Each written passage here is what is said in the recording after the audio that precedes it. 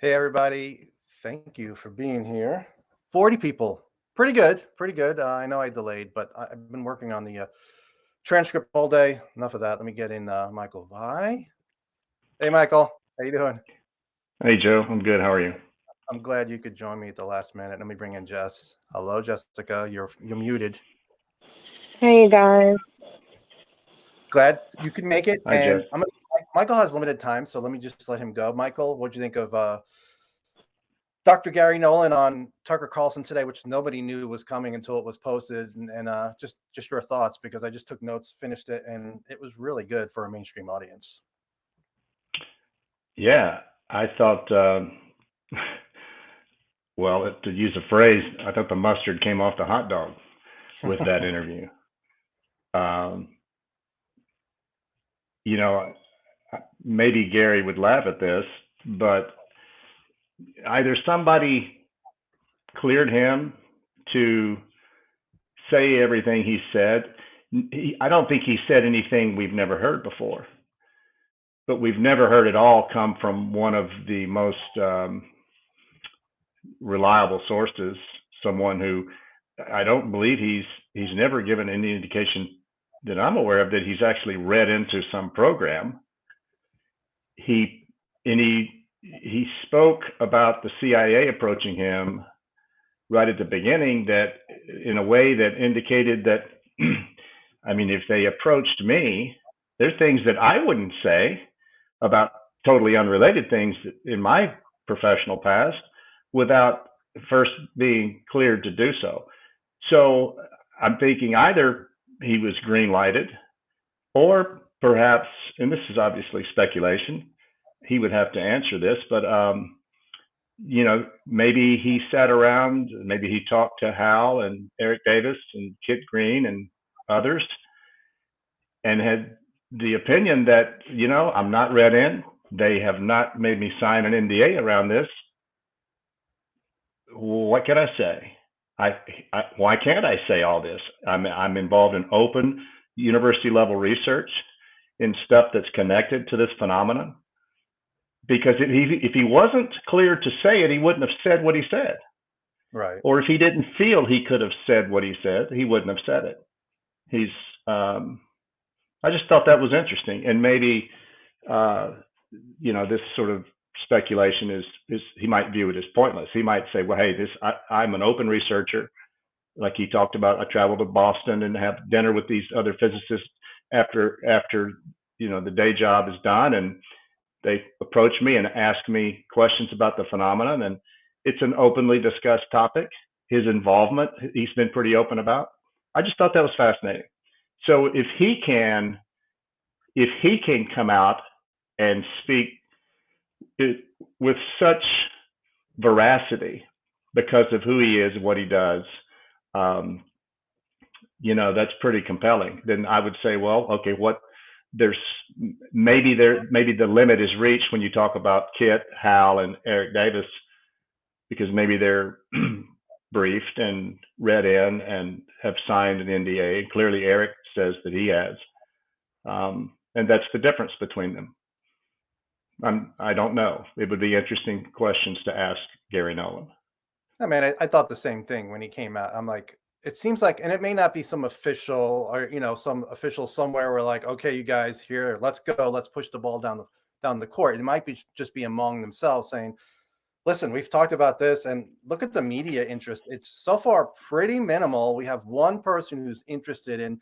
Let's take it a little further. So Garry, talk about feel free to talk about this. And for me, the most interesting thing he spoke about is he says the folks in the intel community, one of their leading hypothesis is that whatever this is uses avatars in place of the real intelligence, which I've called a proxy intelligence, which is really, to me, is really interesting. And also he talked about how he didn't get into some of the real negative stuff he's gotten into on other shows where he said, hey, it's possible we could be farm animals to them.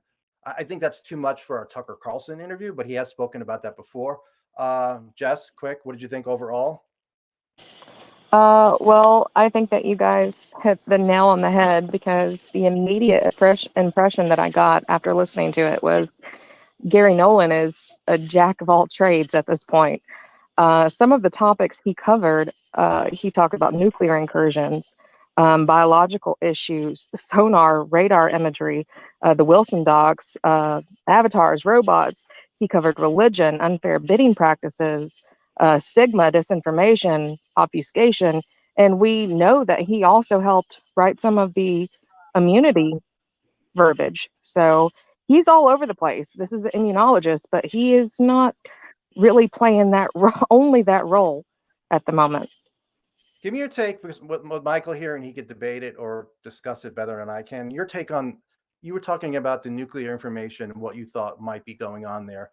You know, we were debating it the other night, you and I. Just touch on that really quick. I just want to get Michael's take on it. What do you say? The nuclear information? Refresh me. That's from Jess. Jess it was talking about how she didn't think, you know, Jess, just talk about what you talked about when we were saying we thought that these UFOs were shutting off nuclear missiles, maybe to send a message, and you had a different idea on that. Well, earlier, Garry spoke about maybe we are a threat to the aliens because of our nuclear capabilities. He said that, you know, if we set off a nuclear bomb, even aliens wouldn't be able to hide from that. But what I was saying to you a couple of nights ago is, well, if they're shutting down our nuclear capabilities, you know, look at Robert Salas. He has gone and spoke about that time and time again. Robert Hastings, Luis Elizondo. Salas even was at the Brazil hearings, and he gave his testimony on that. So if they're able to shut down our nuclear facilities, why would they be afraid of us? Michael? Basically, she's saying if they could shut down a nuke and turn a missile on or offline, why would they be worried about other things that we do in the nuclear arena? If they're wasn't it Nolan that said, I mean, he dropped so many, he broke so many eggs in the making of this omelet that I quit. I didn't even start, and hats off to Jess for notating every great point or topic that he threw out there, things that were seemingly taboo in mainstream media, and he was just laying it down one after the other, topicality wise. But I thought he said, maybe I'm confusing it with someone else recently, that it is the effects of nuclear weapons is the one thing, if they are not extraterrestrial. Maybe it was Howell's paper. Might have been. Maybe I'm confusing it. Howell's paper is another one that covered all subjects possible. It's kind of weird that both of these guys come out the same week covering pretty much everything. That's a good point. But maybe it was Howell's paper. But regardless, the stream of thought was maybe they're not extraterrestrial.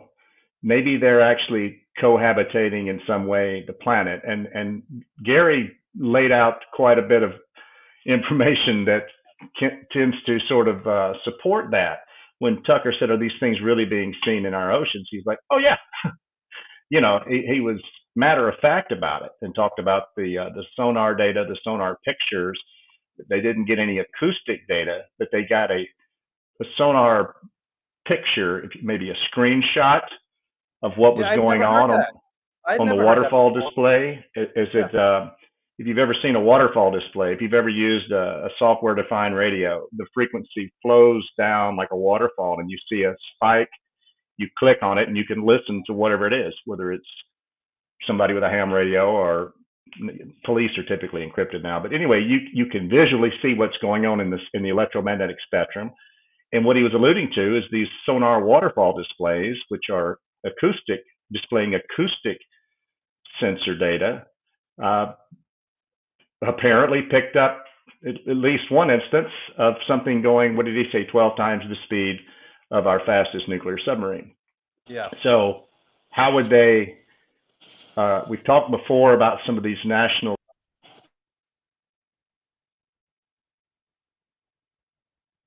You got muted somehow. What the heck? I lost you there, Michael. How about now? Yep, you're back. Okay. Anyway, these systems, our national systems, without going into great detail, they have to be tasked and tuned and committed to collect on something.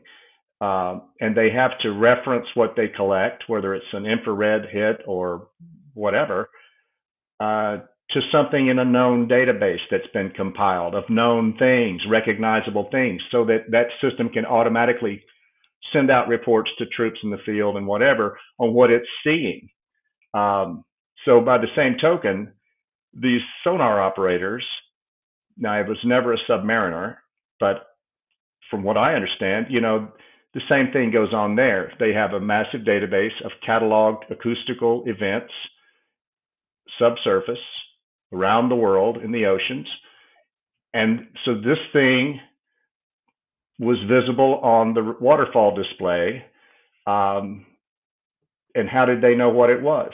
They must, I would just speculate that as long as we've been patrolling the oceans with nuclear submarines and otherwise for decades, there's a giant cataloged database, a database that catalogs all these different acoustical hits.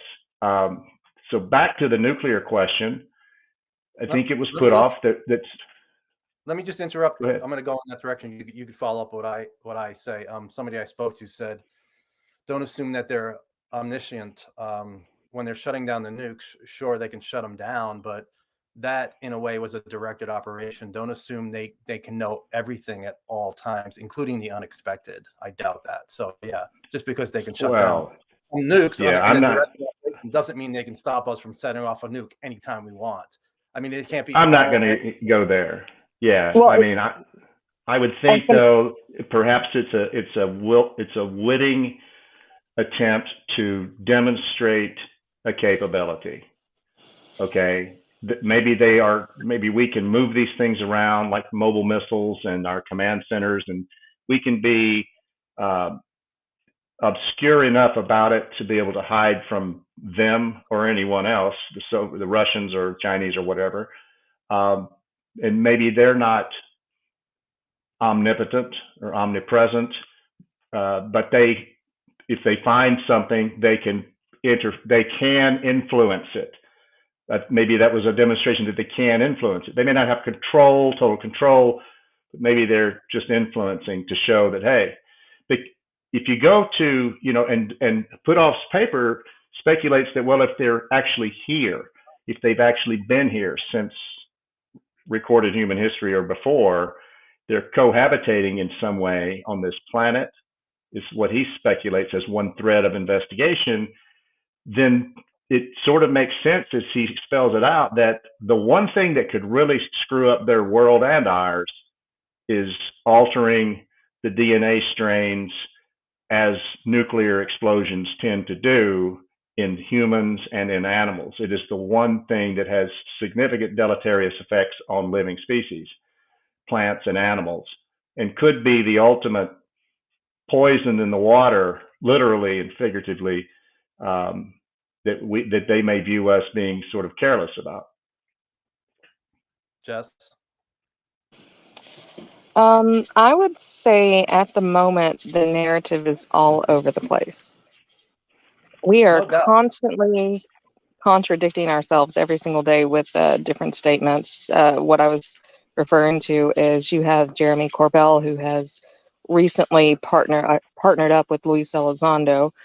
Just a month ago or so, he's saying that our military, they're shooting at these things on a daily basis. So if they're shooting at these things on a daily basis, there are enough of them to patrol all of our nuclear facilities. And if they have the capabilities to shut them down or to disable and disarm our nukes, then how are we a threat to them? How are we going to look at Elizondo? He said that we could possibly bait them with nuclear material, whether that's raw material or, actual nukes. He said that he's seen it done before. How are we doing that? if there's so many of them that we can shoot at them on a daily basis, how are we possibly baiting them? Especially if, Well, allegedly they could read our minds, according to Commander Fravor, and see his cat point and be there before he was there. So, I mean, there's a lot of discrepancies in what's going on. I think there could be a couple of different things that are going on at the same time that we're all lumping into one category. That's a possibility. But any thoughts on that? yeah, Michael, go ahead, because I know you have limited time. I want to get as much out of you as I can. I think that without a single coherent mouthpiece, I think Jess is right. We're sort of getting recently sort of fire hosed. Hal's paper, Elizondo, and now Garry Nolan, with similarly themed things, bits of information, but it's not coming from one mouthpiece, if you will. And that may be because we may never get one mouthpiece. I don't want to go down the rabbit hole of my speculation about the difference between admitting that you've got some hardware, admitting that you're baiting these things or seeing them out over these restricted ranges, as that might relate to the so-called core story, that has been in literature, and even some prominent people have talked about it's things being core secrets. Now, core secrets are part of that line of work in the IC and DoD. I mean, things will be classified, and you may be able to be allowed to be read into something, or as you're read into something, you will encounter, as you flip through it, a deeper dive into the read-in that will call out, hey, you're now delving into core material, which is the real basis for all of the secrecy on the program that you're in. So that's where things get super serious. But the core story around UFOs, I don't care what anybody else thinks about Tom DeLonge, but if you go back and listen to everything that he has publicly said since all of this started, he mentioned some things that corroborated some stories that were already out there that were hard to believe before he corroborated them, based on things he told us, the public, that he was told, and apparently before he was told to stop talking so much. One of them was something he referred to as fly swatting with atmospheric test of nuclear weapons, that it was really an attempt to catch these UAP off guard, to maybe, watch the left hand over here, and then boom, they launch an atmospheric test over here. It somehow disables or temporarily disables this thing, and in his case, in his story, it fell into the ocean, and we recovered it, or almost did. Then there's the case of these Navy divers that went down on top of and stood on top of one of these that had crashed during such tests down in the Southern Pacific. Who knows if that story is really true, but it's been told, it's been written about, it's been put in books, and then DeLonge comes out and says that, amongst a lot of other things. Now, when I asked Lou in New York in 2019, I don't even think I got the full sentence out of my mouth about something. After I asked him, okay, now that we're alone, tell me what I really saw that day in the Persian Gulf. I said, so what about XYZ that DeLonge has mentioned? And he very quickly says to me what he has said consistently, that what DeLonge says is what DeLonge says, that Lou, is only interested in following the data. He didn't disparage DeLonge. He didn't deny anything he said, but he also didn't take the bait, if you will, and answer my question about some of the assertions that DeLonge had made up to that point. So, I mean, everything taken in the big picture. You have to look at all of the information that's out there, which makes it so hard, especially for anyone new in this field. Yeah. But I've said it before, the truth is usually, whether it's an espionage event taking place in Ukraine, did the Russians really kill all those prisoners of war in that prison on purpose? Or did the Ukrainians actually bomb it on purpose to make it look like it? The truth is usually somewhere in the middle, right? And so you have to start looking at your quality of information that you have and start doing some serious thought exercises on what's real and what's not. And if you take everything that around the nuclear related stories, there's a clear interest by whatever these things are in nuclear. If you take things that Elizondo says, if you take things that DeLong says, you know, the truth is in there somewhere. And does that help us or hurt us? I think it makes it more intriguing, but it makes it harder to discern exactly the what's what. One of the more interesting things I heard from Garry during the interview is he talked about how maybe they can influence us and I forget the wording he said, but make us see things that aren't there, basically using some sort of altered reality technology or I don't know, mind control, whatever. And Tucker said, Carlson said, does that scare you? And he may not have been asking him about that specific point because does this scare you? And he goes, no. He goes, this is exciting. This is fun. I mean, I think you're like that too. Jess, I have no problem talking about the most woo stuff and the most scary stuff. I don't ever sense fear from us, but the general public and certain people in the community don't think like us. So yeah, I was just surprised that they went there, and I wish it would have been on a network. We still don't have the network coverage that we're hoping for. I mean, it's something behind a paywall, so it's important, but it's still not network coverage. I mean, CNN's documentary, the multiple part series, is pushed back indefinitely because their CNN Plus is now gone. So we don't know what's going to happen with that. Well, I'll just share with you that I shared that link to this video that you sent me with a few of my with all of my family and with a few of my closest friends. You mean Tucker? And interview? I basically, yeah. And I said something along the lines of this will be, I think, the most compelling thing you've ever watched. Just try me, you know, just listen to it, watch it, and let me know what you think. And I said, really, all of you, in my opinion, should send this to everyone you know, but not without really thorough consideration for who that person is as far as their makeup. I mean, seriously, this is stuff that can unravel and really stick on people's minds and cause them, depending on where they are with respect to their fundamental beliefs. Some of the things that he said tonight were well, I'd never heard them all said in one place before by one person. He said it might be their planet. I'm like, you're saying that on a very mainstream show, which we've all discussed. But when I heard him say that, I'm like, yeah, they're definitely pushing the envelope more than usual. Semivan recently came out on James Iandoli's show, Engaging the Phenomenon, and said, you know, I don't want to talk to an 8-year-old girl. Some of my friends like, can you talk to my daughter about UFOs? And he's like, no, I don't want to talk to you. It's too scary. This thing lies to us. It may be manipulating us.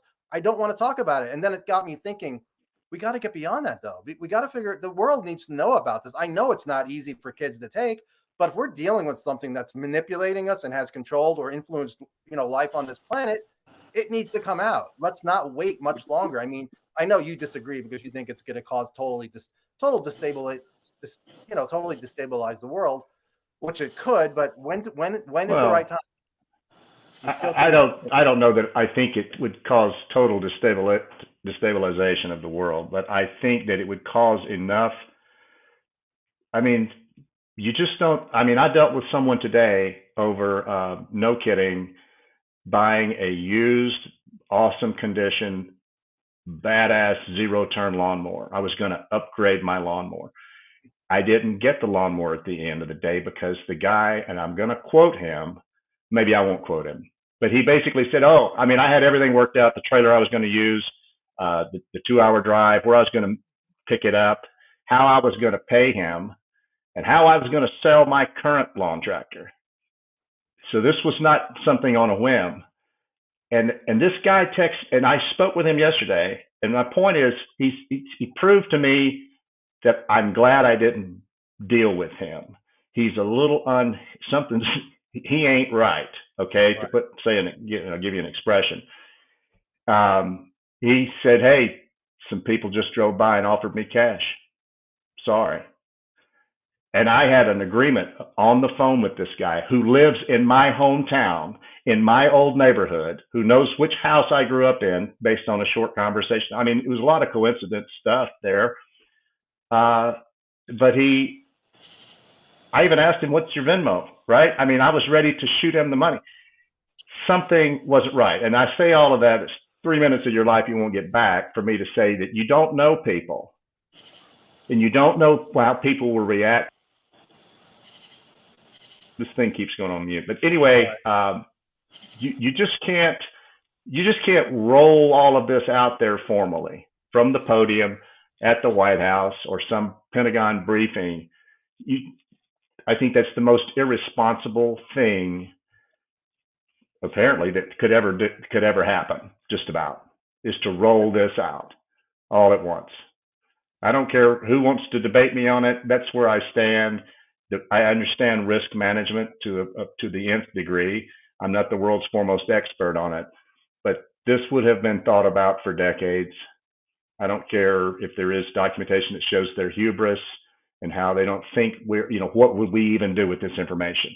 Maybe it is so beyond our comprehension that only the very best minds, people that have access to only our very best researchers,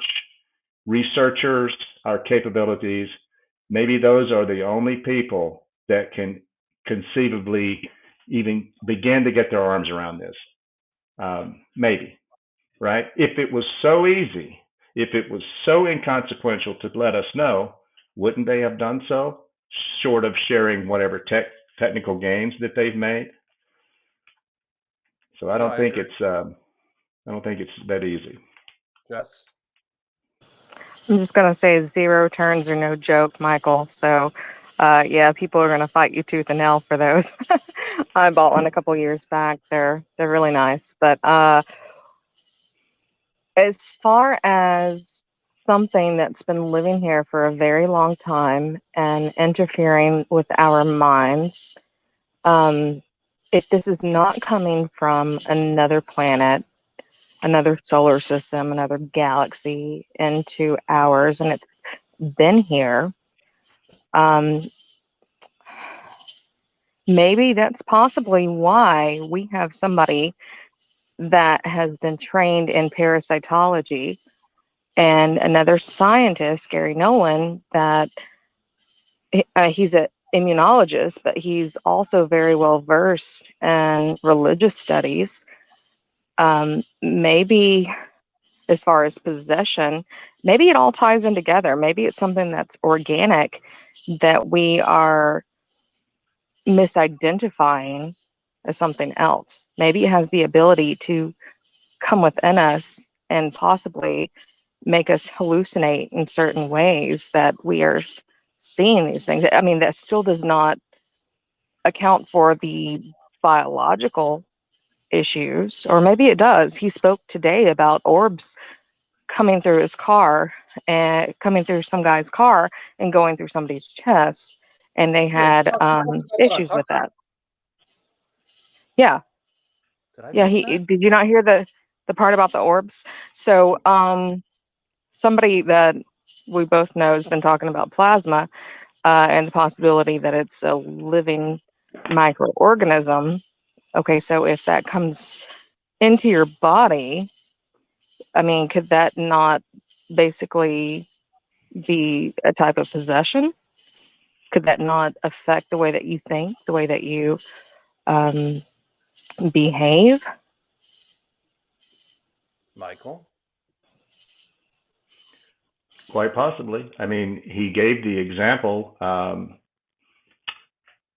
I always forget this guy's name. The Air Force guy that was at Rendlesham Forest at the base. John Burroughs is who he was talking about, who had the had McCain had a step for him.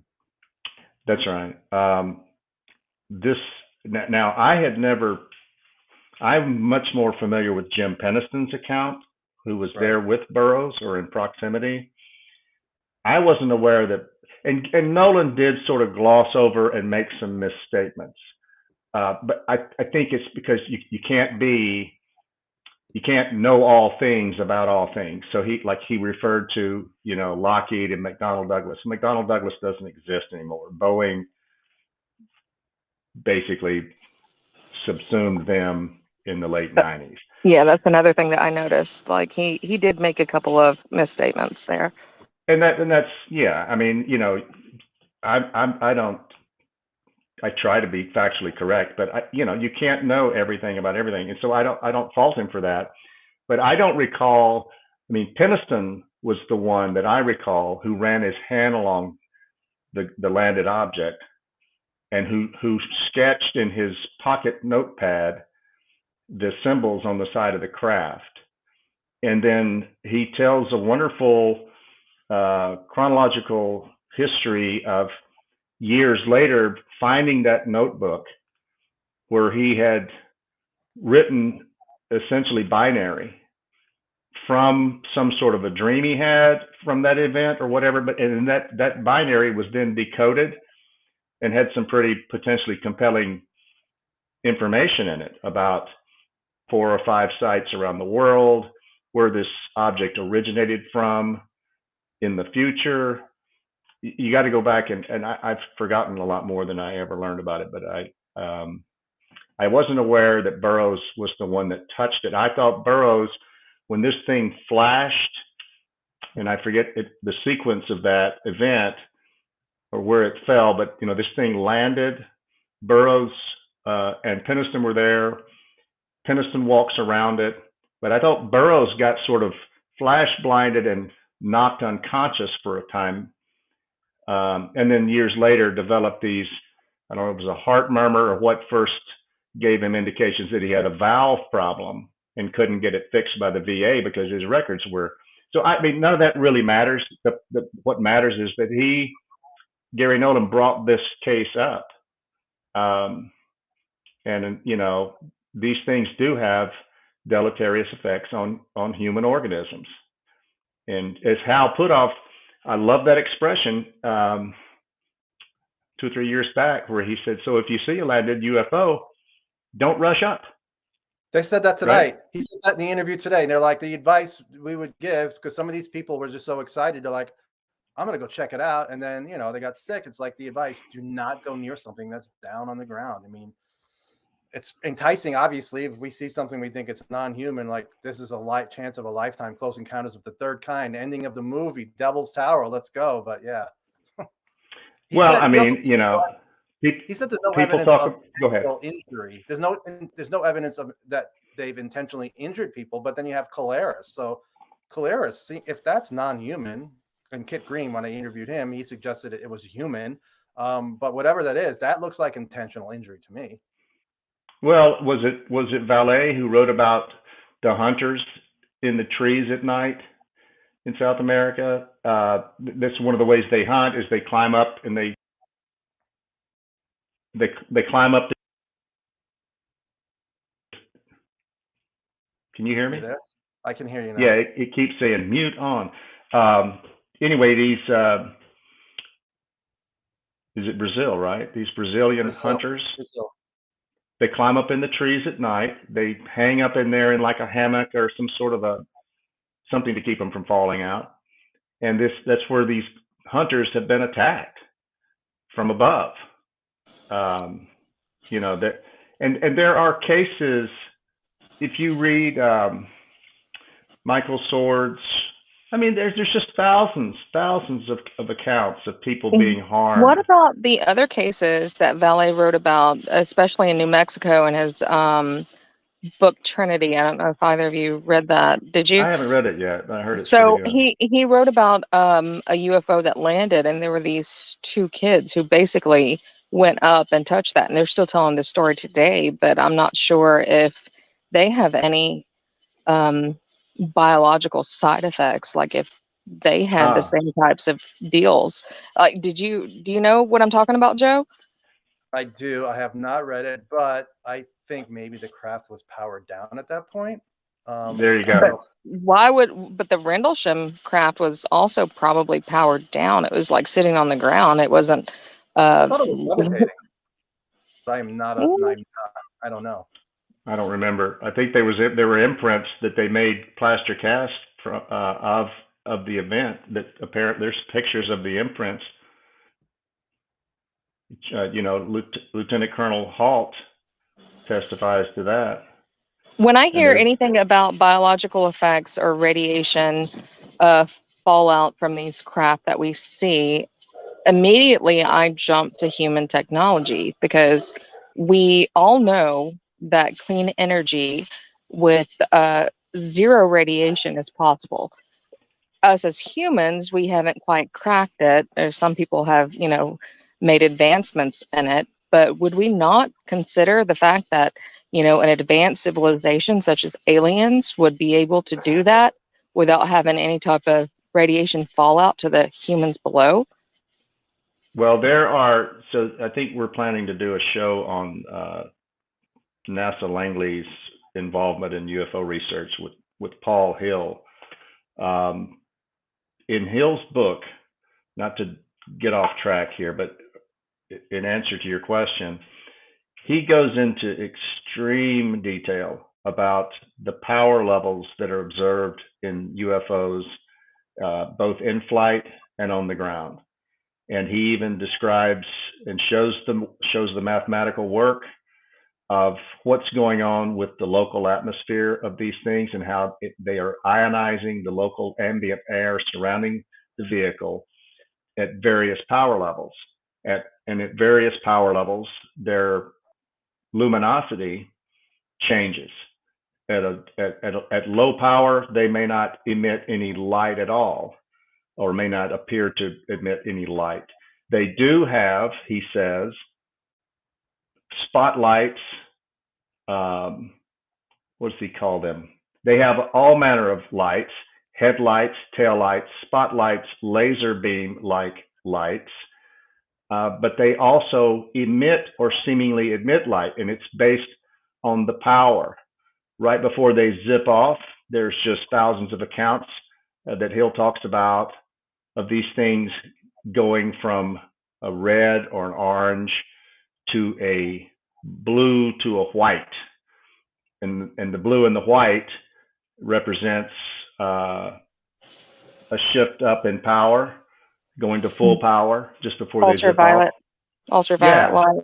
Yeah. right. And he talks about people coming into proximity. There's a whole section about that and how they are seemingly sunburned. Some people on just the exposed skin, others that have effects that go deeper. So this stuff, the compelling thing about Hill's research is, number one, he was a government employee.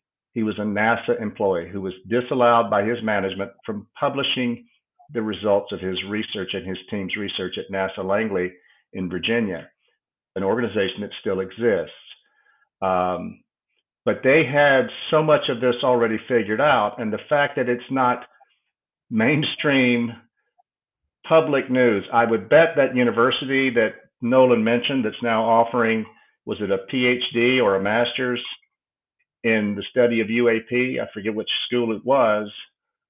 He was talking about how that it's becoming more prolific, more open about researching this stuff to the extent that you can get a degree in it.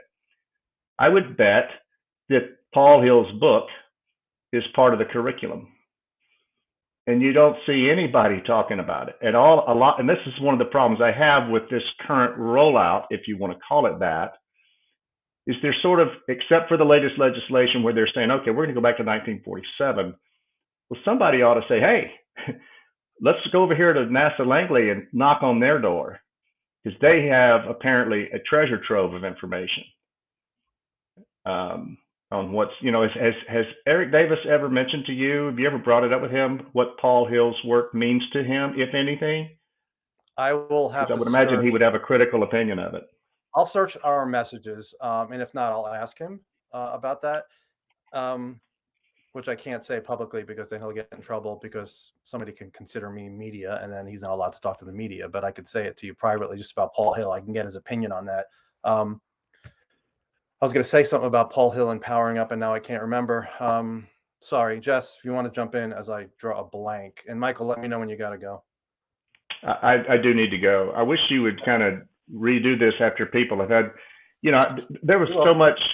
I really appreciate what Jess did. She sounded like she took really good notes. I just didn't get it until you sent me the link. I didn't even know it was out there. But there were so many dime drops in that. We'll do it anytime this week or next week. We can do it before Paul Hill. Yeah. I would like to ask Garry. I'd like for you to ask him, somebody to ask him, why now? How did he feel comfortable? How did he feel comfortable saying all that? Maybe because, hey, this is open university research. They didn't have me sign anything. Right. And I did ask him to come on.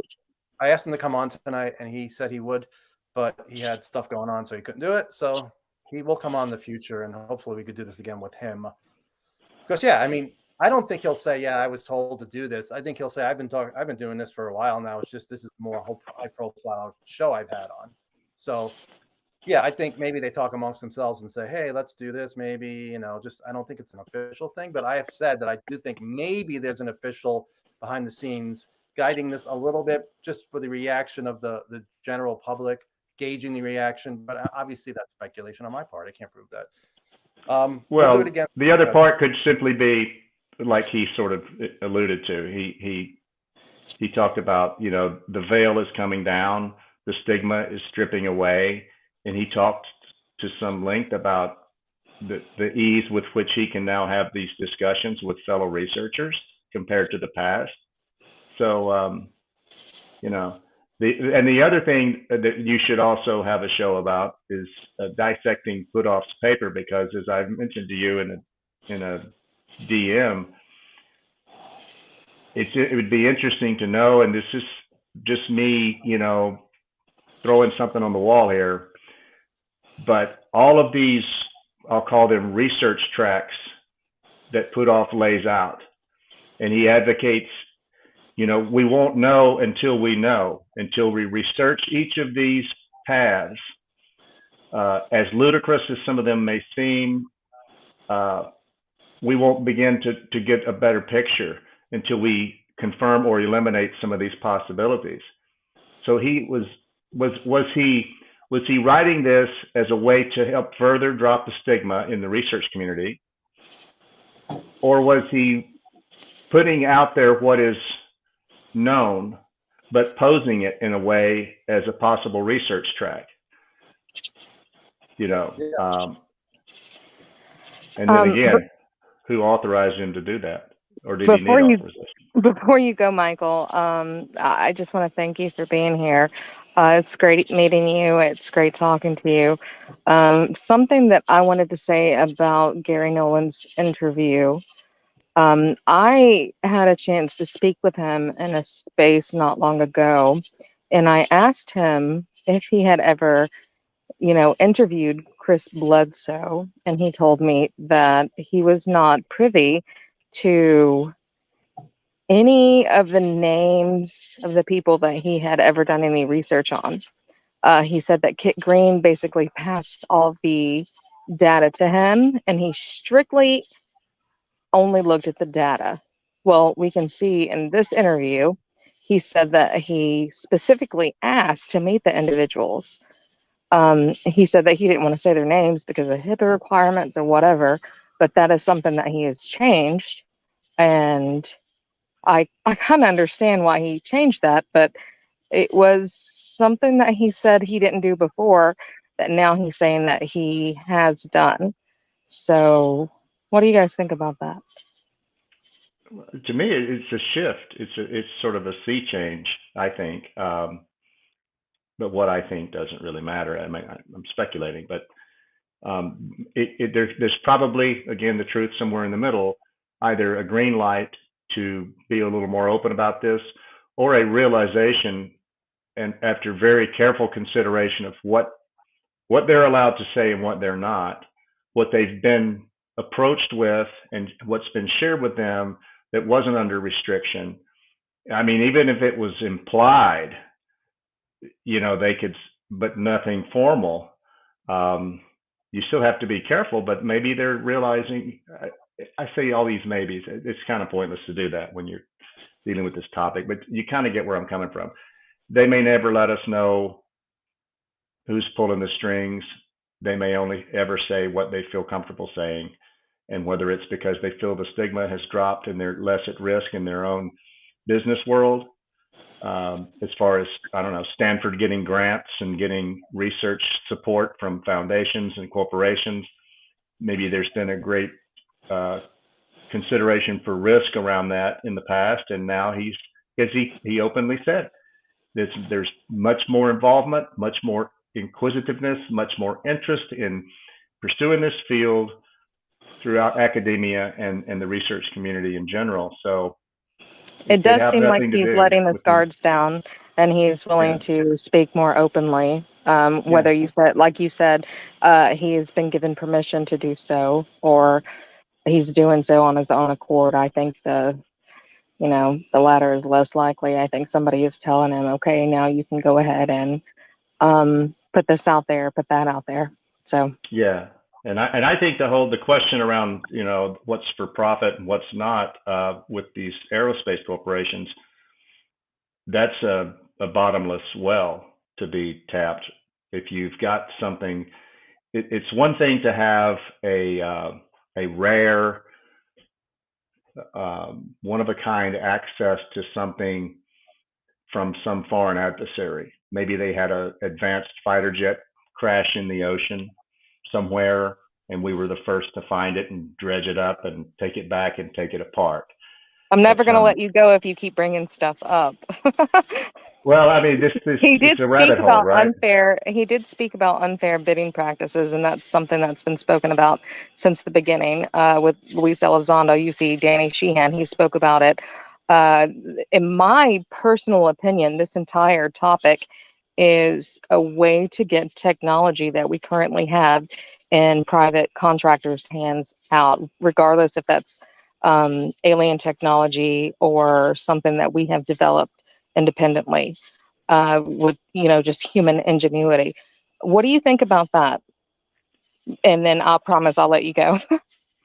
Well, I think that sort of all bets are off, because if you've got your hands on something that can not only, it wouldn't be the first time. Like, there are so many commercial and civilian applications of what we used to refer to as space technology, from sunglasses and polarization, related to the visors that the first astronauts used, other things that have been spun off into the civilian world. So that doesn't really rise to the level of some sort of exotic technology, but I think that there is an enormous liability on the part of any corporation that supposedly would have possession of some of this material and some of this technology. There's an enormous liability in unfair bidding practices. It's not uncommon to have sole source awards of contracts to a preferred bidder. Those contracts, those solicitations are written specifically because the government they know a company's capability exceeds by far all other companies, or maybe some team of companies, and so they will write a contract request for proposals so that they only are going to give it to one source. That is common practice, and that makes the best sense for the government to get the best outfit that's out there to do whatever it is they need done. But if you've got an entity that is possessing some sort of advanced technology that gives them an unfair advantage over the rest of the industry that they're competing with for contracts with the government, then I could see that as a huge liability if it were to come out that there had been technical gains made by some of these companies that might be holding some of this material, if they are. We're sort of led to believe that they don't make it. I'm sorry, one thing. Do you agree that possibly some of the technology that they want out from crash retrievals may not be extraterrestrial, but terrestrial? Maybe China developed something, it crashed, we developed it, we handed it off to Lockheed Martin. Only Lockheed Martin had that information, and that's where some of these unfair bidding practices come into play. I don't know. I wouldn't know. Oh, come on, man. Well, I mean, I'm not trying to be a stick in the mud. I just, I do know that there is a cottage industry inside, and we want it. It's invaluable, involving the recovery and research into foreign technology. There always has been. Whether it was World War I on the battlefield, finding the German potato masher grenade, and hey, that's pretty handy. The shape of it lets you throw it a long way.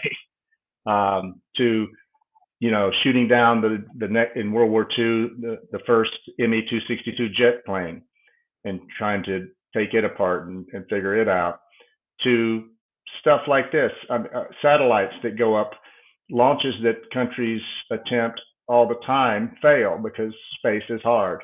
Launches are difficult and they fail. And these things typically launch over the water.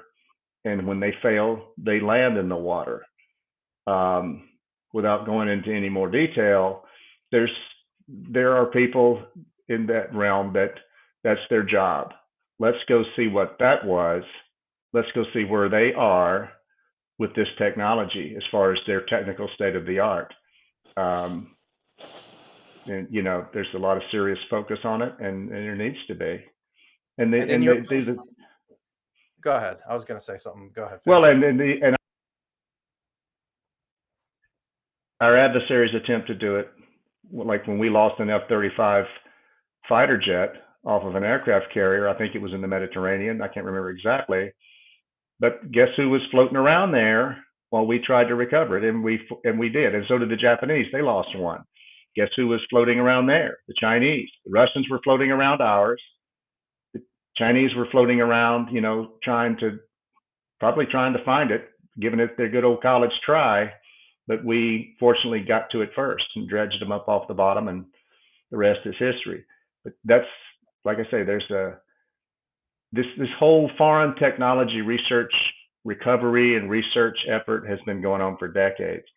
And you would be applying it in a similar fashion to anything that supposedly landed or crashed or was captured or unearthed archaeologically or whatever the case was.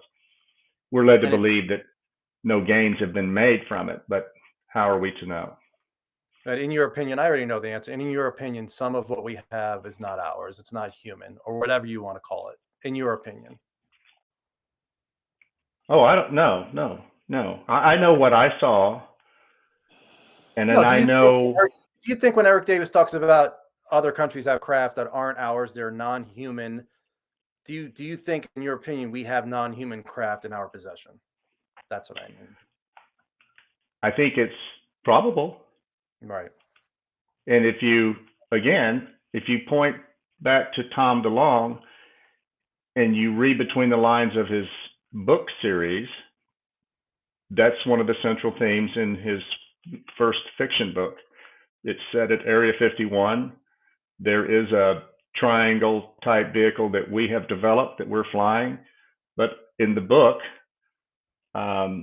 it's fiction, but there is also some sort of recovered saucer, sport model, whatever you want to call it, that the hero ends up flying or whatever the case is. But read between the lines. I mean, and I say that because, Lou didn't want to go there when I brought up Tom DeLonge.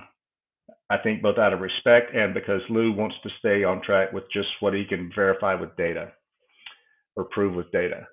And that would have muddied the waters for him and for Chris Mellon and the rest of them to get into these fantastical claims that DeLong made over the years on Coast to Coast and in other outlets about things that had been shared with him by his contacts. Advisors. Okay. Yeah. But if you look at what he said he was going to do, if you just follow that thread, he's done everything he said he intended to do, and he's not done. And I think there is an enormous risk for Tom DeLong and anything he touches for it to be proven that he's full of crap.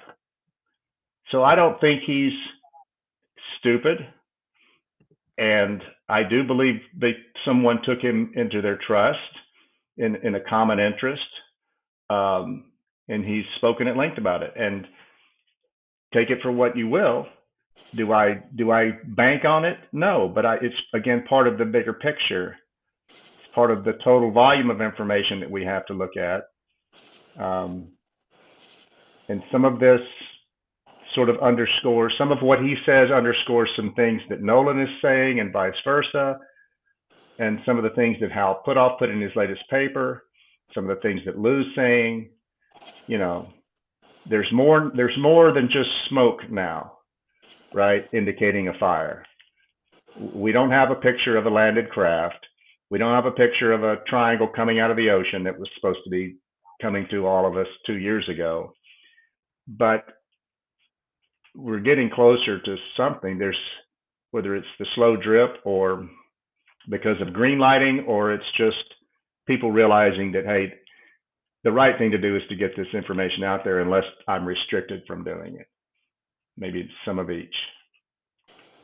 I could ask you probably about 1,000 more questions. He'll be back. So I hope we can do this again. This is absolutely wonderful. And on that note, I promise I'll let you go, but I'm making notes on what I want to ask you in the future. Yeah, I appreciate it, and I've really enjoyed it, and I always do, and it's my pleasure. So I'll talk to you guys later. Have a good evening. Thank you. Thank you again. See you later. See you soon. Bye. That was good. That was fun. Michael's always good. And Jess has muted herself, so I'm talking to myself. What do you want me to say? Yeah, he was great.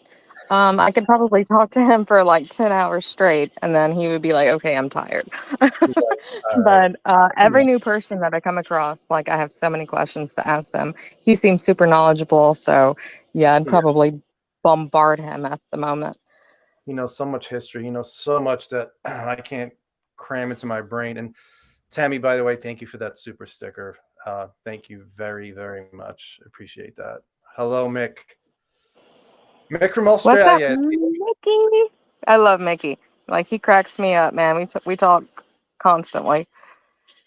So I'll keep my eye on questions. You do too, Jess. If you can see, are you able to see the chat at all? I can see the chat. I've seen a lot of people like talking shit in the chat about me, but I see a lot of other like great questions and comments. So I'm gonna let you take over, and I will jump in when you need me. Okay, so I'll go down my notes.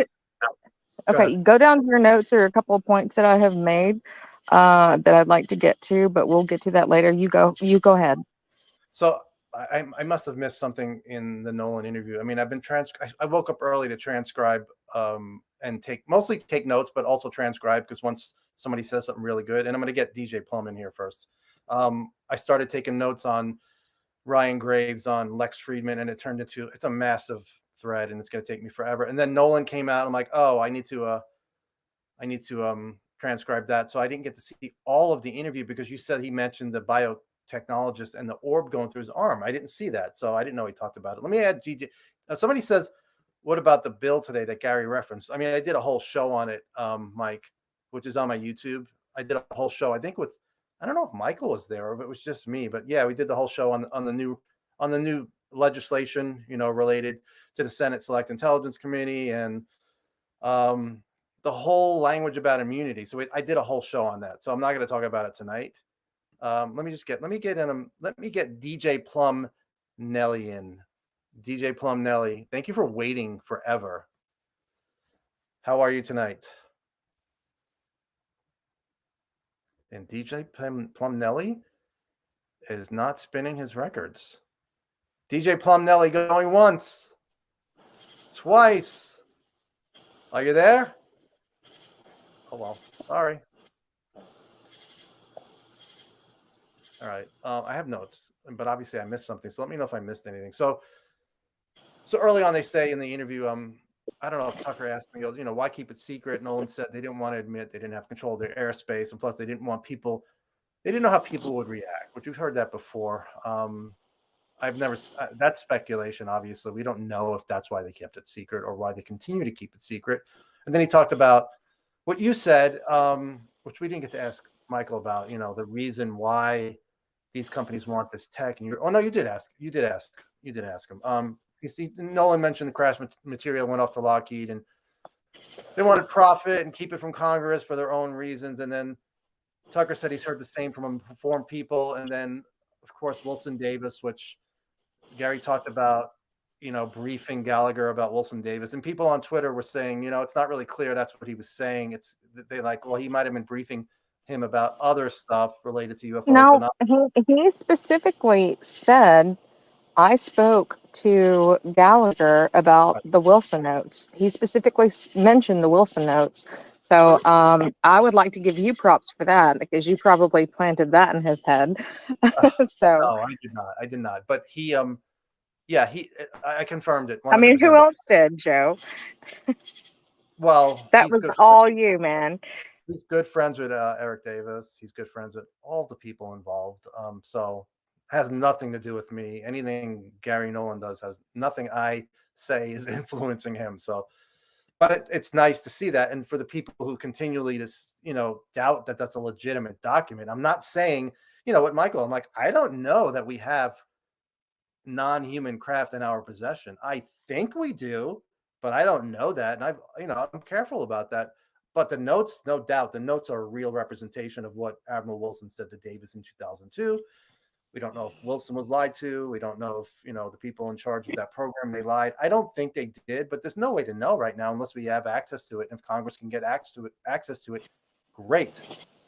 We don't know that. Just like Garry Nolan said, he goes, I'm a scientist. I think, I believe, he said on Lex Friedman, he goes, do you think we have something extraterrestrial that's just way beyond what we have? And Nolan said, I believe the people who cannot lie, which is a reference to Eric Davis.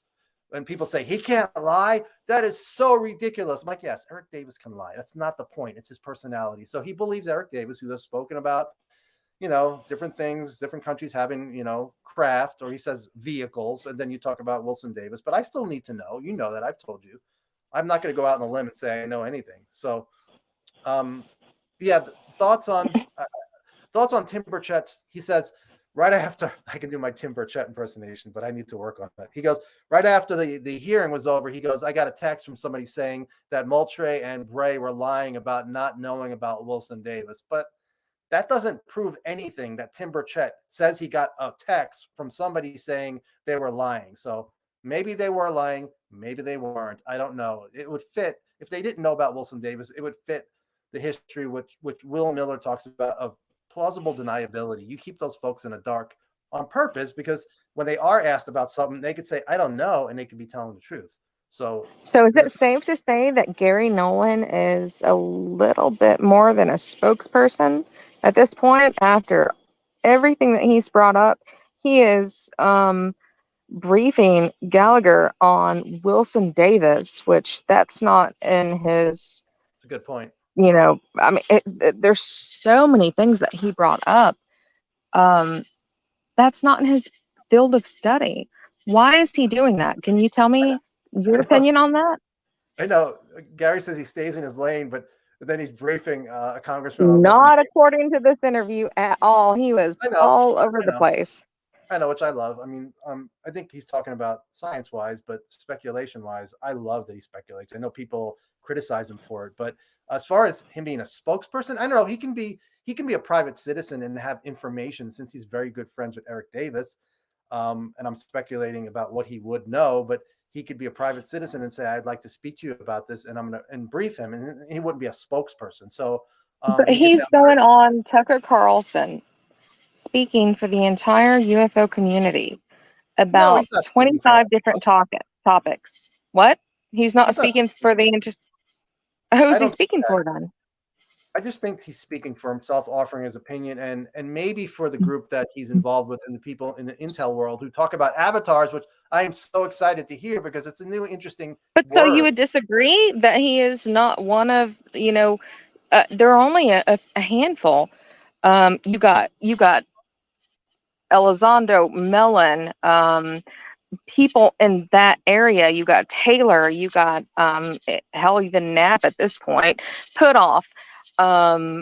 He's one of those top guys, and he is He is. speaking about I see him like this. you see him like So that. he I is do. speaking on behalf of the entire UFO community I don't about see that. things that he is. Why do you not see that? I don't He's see speaking anybody. about things that he is not trained in. I guess he's getting all of this information from other briefings from these guys. You I don't know think if it's. half of the stuff that I heard that him say, he probably got from Elizondo, because I know that they're close. Yeah, I don't know where. But I can't say that. I don't know where he gets his information from, but I don't consider him. I don't consider any of those people speaking for the UFO community. I think they're speaking, whatever group they are, they want to just get the information out as best they can. Obviously, a lot of it is speculation. And him telling us that some people in the intel world, I don't know if that's the people we know or other people, because I'm sure there are other people involved talking about an avatar, and that's the leading hypothesis. I love that he shared that. But I don't think any of them, like, the UFO community, I don't think they're speaking for us. I mean, I think they're I mean, speaking. Vi brought up the fact that Nolan spoke about the sonar imagery, not anything else other than specifically the sonar imagery that Nolan brought up. That's How would new. he have access to that data if he's just an immunologist studying blood and biological um, artifacts of what Kit Green has given to him that he told me specifically? And I'll try to find that and send it to you, Do you have where the he speech said that. recorded? Yeah, it was recorded. I'll try to find it and bring it up and Okay. send it to you. Good. I was going to ask you. So why would he bring up sonar imagery? Like, how is he privy to this information if he is only an immunologist studying the biological artifacts of UFOs? Yeah, I don't disagree with you on that. I don't disagree that he's part of the group and people talk to him.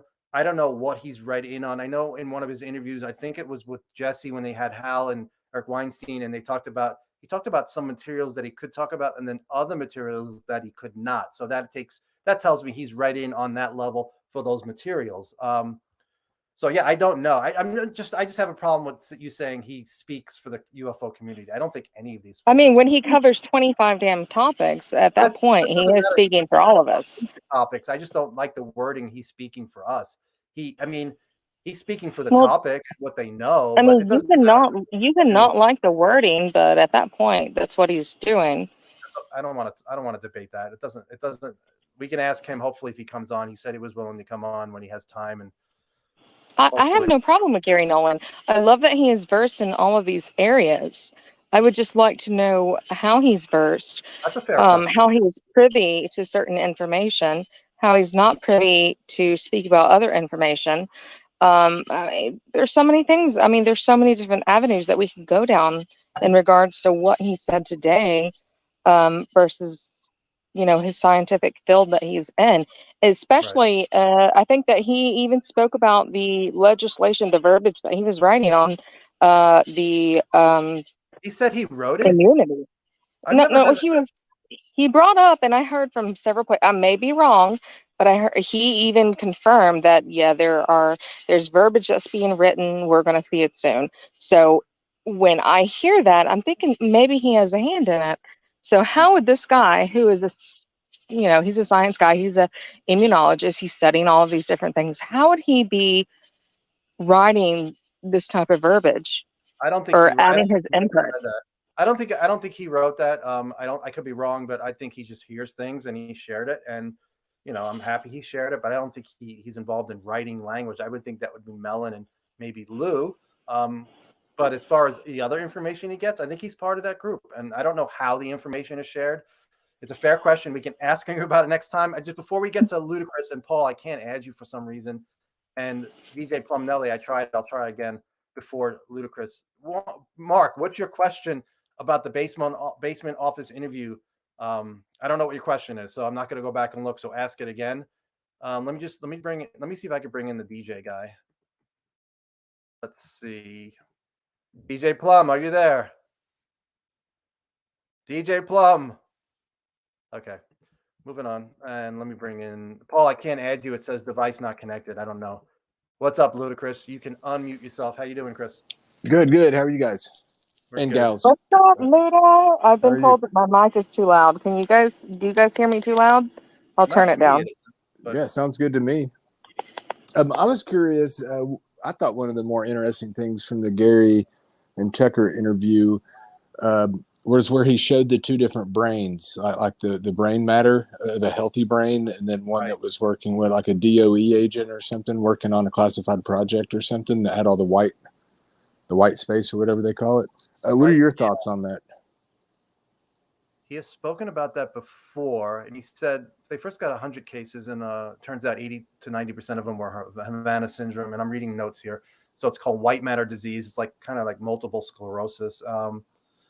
Dead areas of the brain where it affects memory, movement can be affected and then totally gone. But the brain can rewire and maybe get over it. And some cases are very serious, like the one in that image. So, and he met the folks. This is what Jesse was talking about in the past. He said he hadn't met the folks. He met the folks, took their blood. Some of them saw objects on the ground and they had radiation burns. And many of them have caudate putamen overdeveloped, which is the area they believe intuition resides. And many of the folks are high functioning, like pilots. And he's working on a lot of that data. I don't know if a paper is coming out, but it's in a neurophysiology group at Harvard with, and he thinks, it's going mainstream.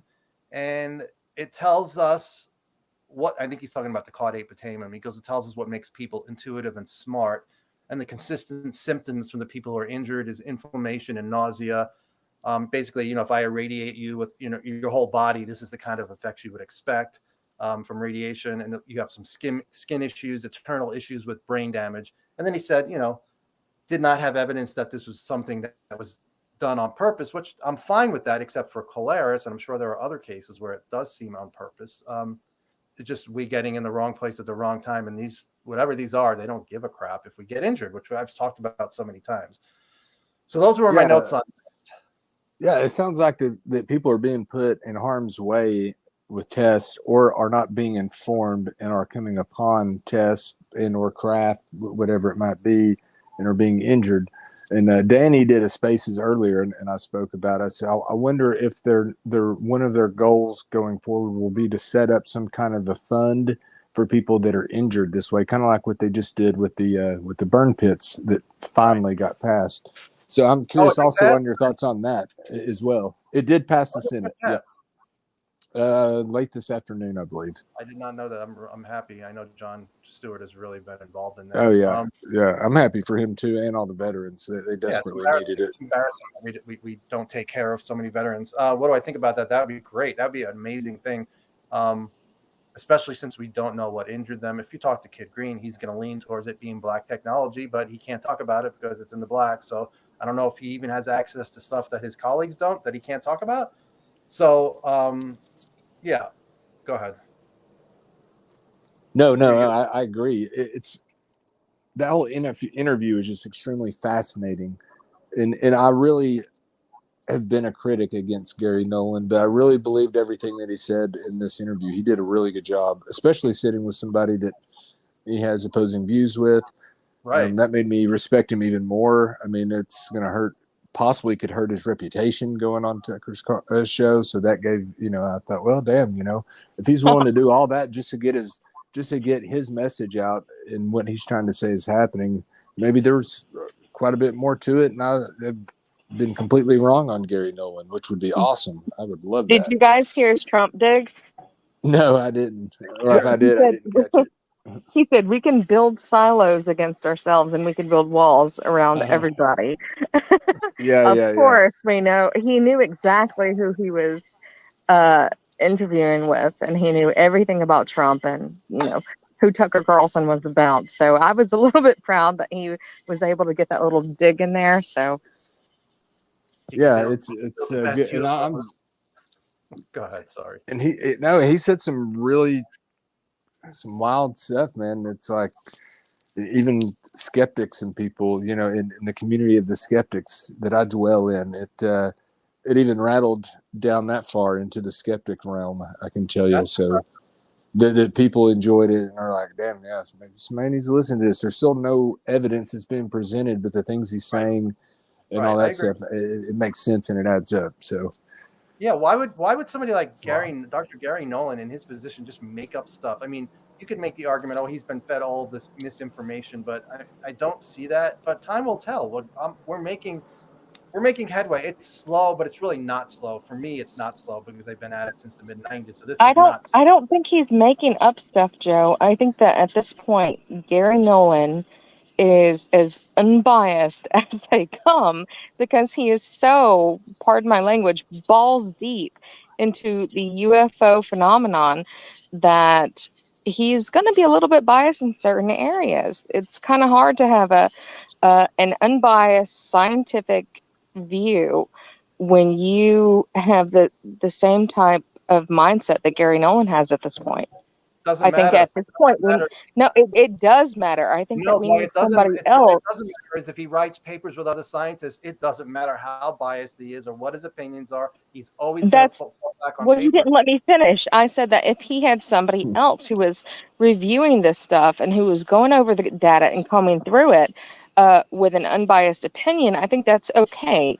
But Gary Nolan is as biased as they come in regards to UFOs at this point. I disagree. I disagree. I think there are people, Why? and because I think there's a group of people that they talk to, and it's not just Gary coming up with ideas. As he said, the leading I know hypothesis. he's not coming up with ideas. I'm not saying that he's coming up with Let me ideas. I'm let me saying finish. people he is absolute friends with are very intertwined in this subject. So he's not an unbiased opinion at this point. It's You not can going to argue matter all you anymore. want. It's going to come down to the data, and they'll continue to work on papers, just like the paper he got published in a peer-reviewed journal with Jacques Vallée. So biased, we're all biased, especially when you're involved. If you're an experiencer or you had a sighting, of course there's bias there. A But I don't. peer-reviewed journal with Jacques Vallée is unbiased. How dare you? You know as much as I do, I both don't of care those who names was are biased. co-authored it.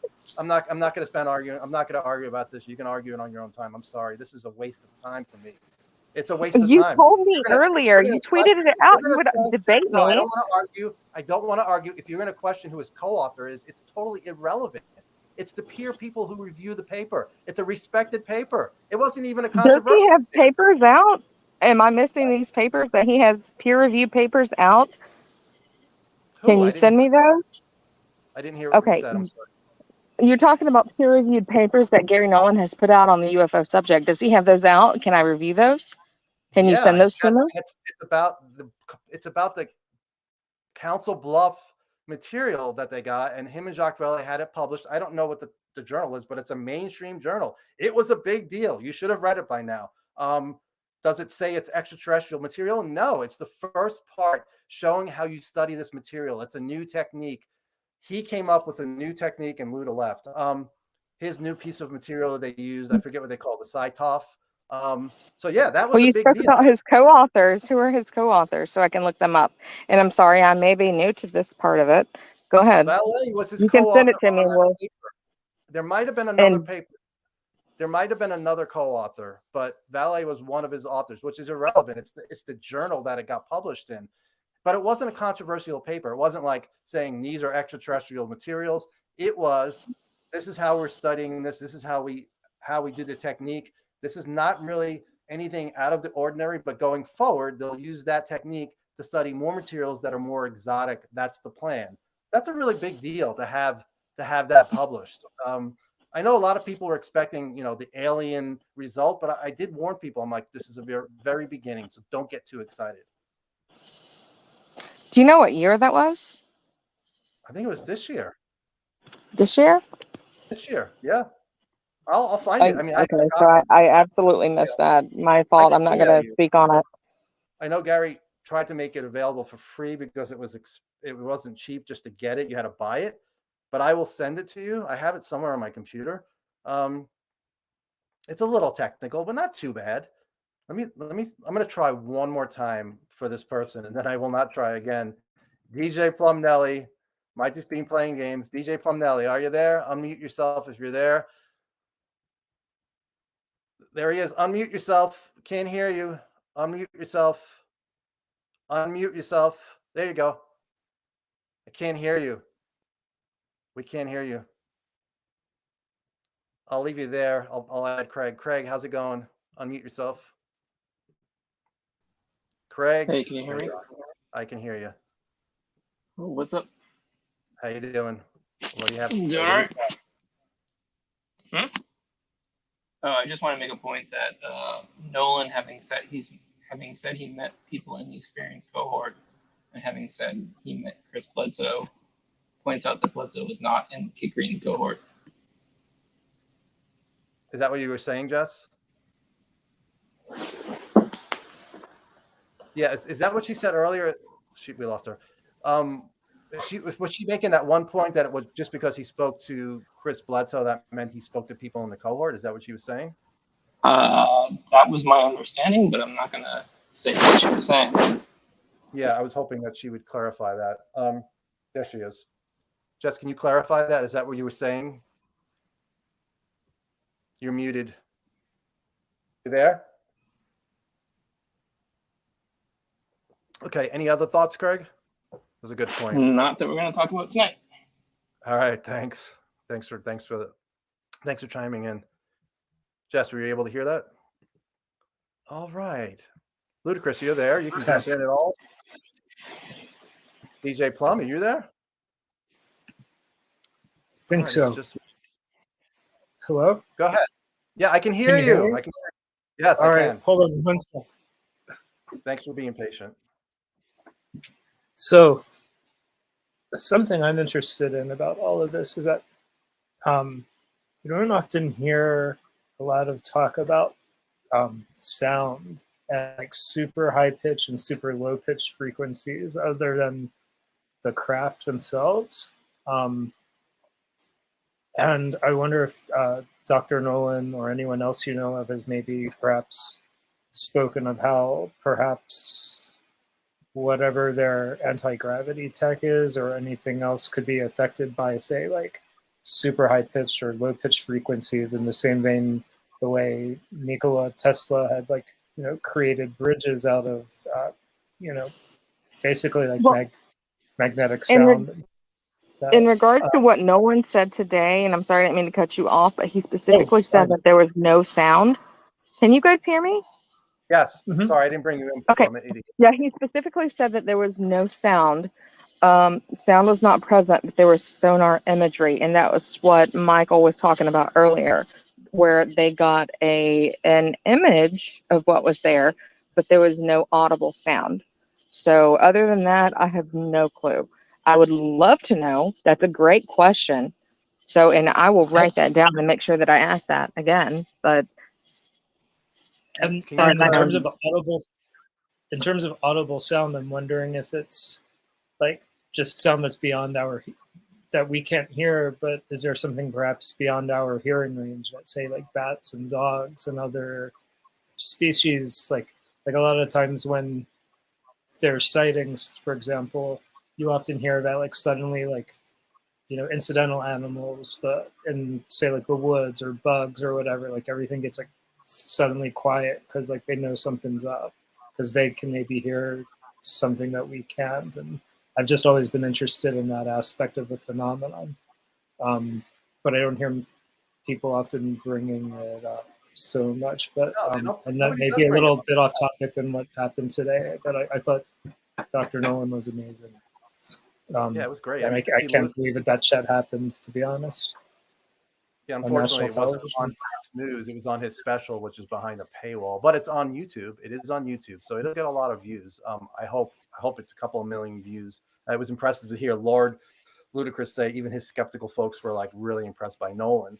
Unfortunately, Jess is questioning his unbiased nature, but I think we're all biased. I just think I'm not questioning him. I'm just saying he's all over the place and he's been fed this information which is out of the purview of his scientific study. Like he's a jack of all trades. Even you brought that up in the beginning, but now you're questioning me. Nolan was all over the place, man. He's talking about things that are completely out of his line of study. I think he's passionate about it. I think he likes to speculate. Like I love to speculate. He's gotten hammered for speculating from some hardcore skeptics. I'm like, too bad. He always says, you know, I know when he's speculating, it's 99% of this is speculation. So what about your question about him on the spaces? Somebody said, the guy who just called in said, you said that he did not talk to any experiencers, but then you said he met with Chris Bledsoe. This person said, well, maybe Bledsoe wasn't in the cohort that he was studying as far as the experiencers. Would that answer your question, Jess? DJ Plum, any other thoughts? More of it's maybe a little off topic, but it has to do with the phenomenon. I'm wondering if you or any of your listeners are familiar with a jazz artist, but also kind of a prophet by the name of Sun Ra, and his music and his lectures and his theories. He's been talking about the phenomenon since the 50s, and a lot of things that he's said in his lectures that were recorded in the 70s and 80s. He was dismissed as a kook by a lot of people, but a lot of his theories about the phenomenon and who we are and what happens life after death, but especially as related to the phenomenon.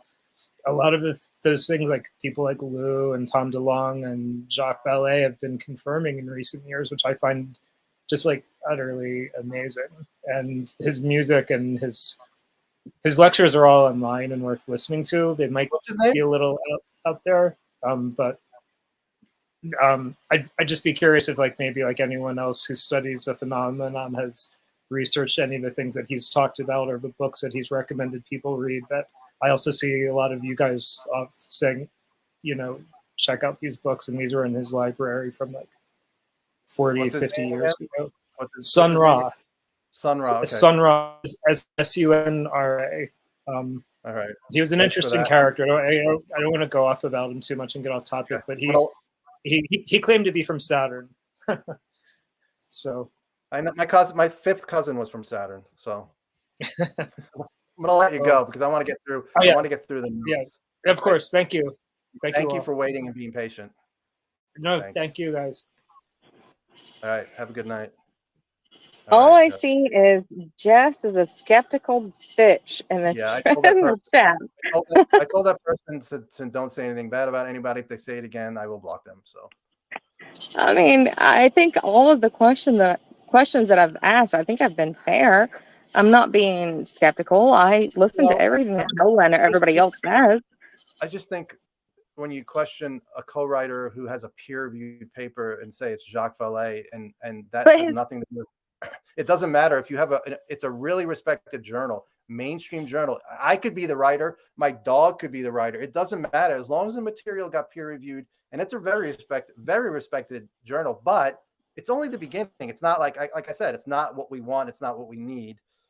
But it's the first step, and it's a big deal because UFO stuff isn't peer reviewed. So for him to get that in there, and it's basically talks about UFOs and stuff coming off of a UFO and being on the ground, molten metal, is a really big deal. So no, I understand that it's a big deal, but you told me look at their co-writers, and then I say, who's their co-writer? And you say Jacques Vallée, and I'm like, oh, he's not going to be biased at all. So then Jess is a skeptical bitch because you got Garry, Nolan, and Jacques Vallée. It doesn't matter if Jacques Vallée is the biggest believer in the world. If it makes it through peer review, that's all that matters. If it's in a respected journal, like I said, it doesn't matter who's writing it. If it's making it through peer review and it's published, that's all that matters. But anyway. Okay, so Jacques Vallée, no, you can't move on, Joe. You said, so Jacques Vallée and Garry Nolan, neither of them are a little bit biased in any part of what they're doing right now, whatever they're writing, whatever they're producing. Of course, we're all biased, but it doesn't. That was my only point. I know, but that doesn't matter as far as. All right, I'll just bow. I don't want to argue about that one point. I have Because you so many can't. notes. I have so many notes. No, it wasn't. I wasn't arguing about bias. I was arguing about the relevancy as far as a paper being published in a mainstream journal. It doesn't matter if they're biased. It matters if their paper was written well enough and their data was strong enough to get by peer review, and it did. So that's the only thing I care about as far as the paper. As far as him being all over the place, yeah, so was Hal Puthoff. It's a huge subject. I'm glad he went all those places.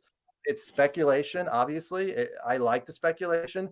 We don't really know, and nobody knows as far as I know, but I don't mind him, getting out of his lane for that interview and other interviews. But I think in his science, the paper that he did, that's his lane, whether it's materials or blood and studying with his device that he helped invent, that I think that's his scientific focus. But I think he's willing. I mean, he's had his experience, so he wants to talk about it. I mean, understandable, of course. I mean, I haven't Okay, seen it. until I read the review, like I can't really speak on it anymore. So, go ahead.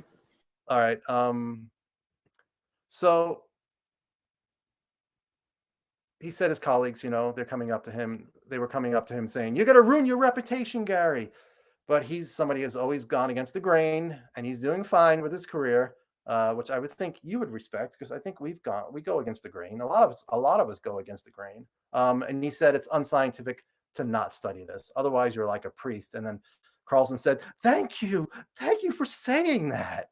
Oh, I'm like, what is Tucker Carlson like? Now he's the face of ufology.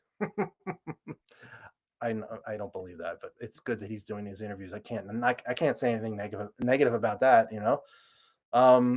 Development of tech. So basically, he was involved in development of tech to look at cancer and blood. Started and sold companies. This is Nolan's short bio. Two of them are on the NASDAQ. He developed the CyTOF, which is an instrument to study blood cells at a deeper level than ever before. 2011, he says the CIA and an aerospace company came to him, and I know at least two of the people who came to him because somebody Can told you me. tell us who you know? I know I shouldn't have said that, but at least I said that.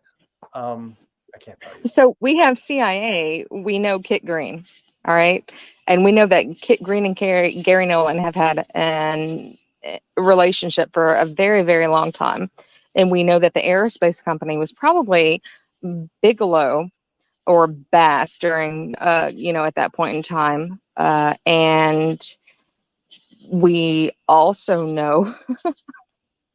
I don't know why. I'm sorry. This cracks me up, man. I just can't even talk about it without laughing because it's so absolutely ridiculous. We know who everybody that he's talking about is. Like, why would he even hide it at this point? Probably, whoever it is, probably made an agreement and he's sticking to his agreement. That's usually a lot of what this stuff is. Just like Wilson. I mean, I'm not sure about the legalities of that with Eric Davis, but and Will Miller. I know Will Miller got so much flack from Wilson in that if you saw, when you read the documents, that he just stabbed him in the back basically by talking to the Boston Globe and Leslie Kean. So yeah, they came to him and they asked Nolan for help with experiences with injuries, and they were told that CyTOF and Nolan could help them study it because it's an advanced machine. He first thought it was a joke. He first thought it was a joke. He was on candid camera, and then they told him people had died, and he realized it was serious. Go ahead. So Chris Bledsoe said that he was the first. I mean, I'm not sure if this is true or not, but this is coming out of his mouth. He said that he was the very first case that they reviewed. Do you have any idea if that's true?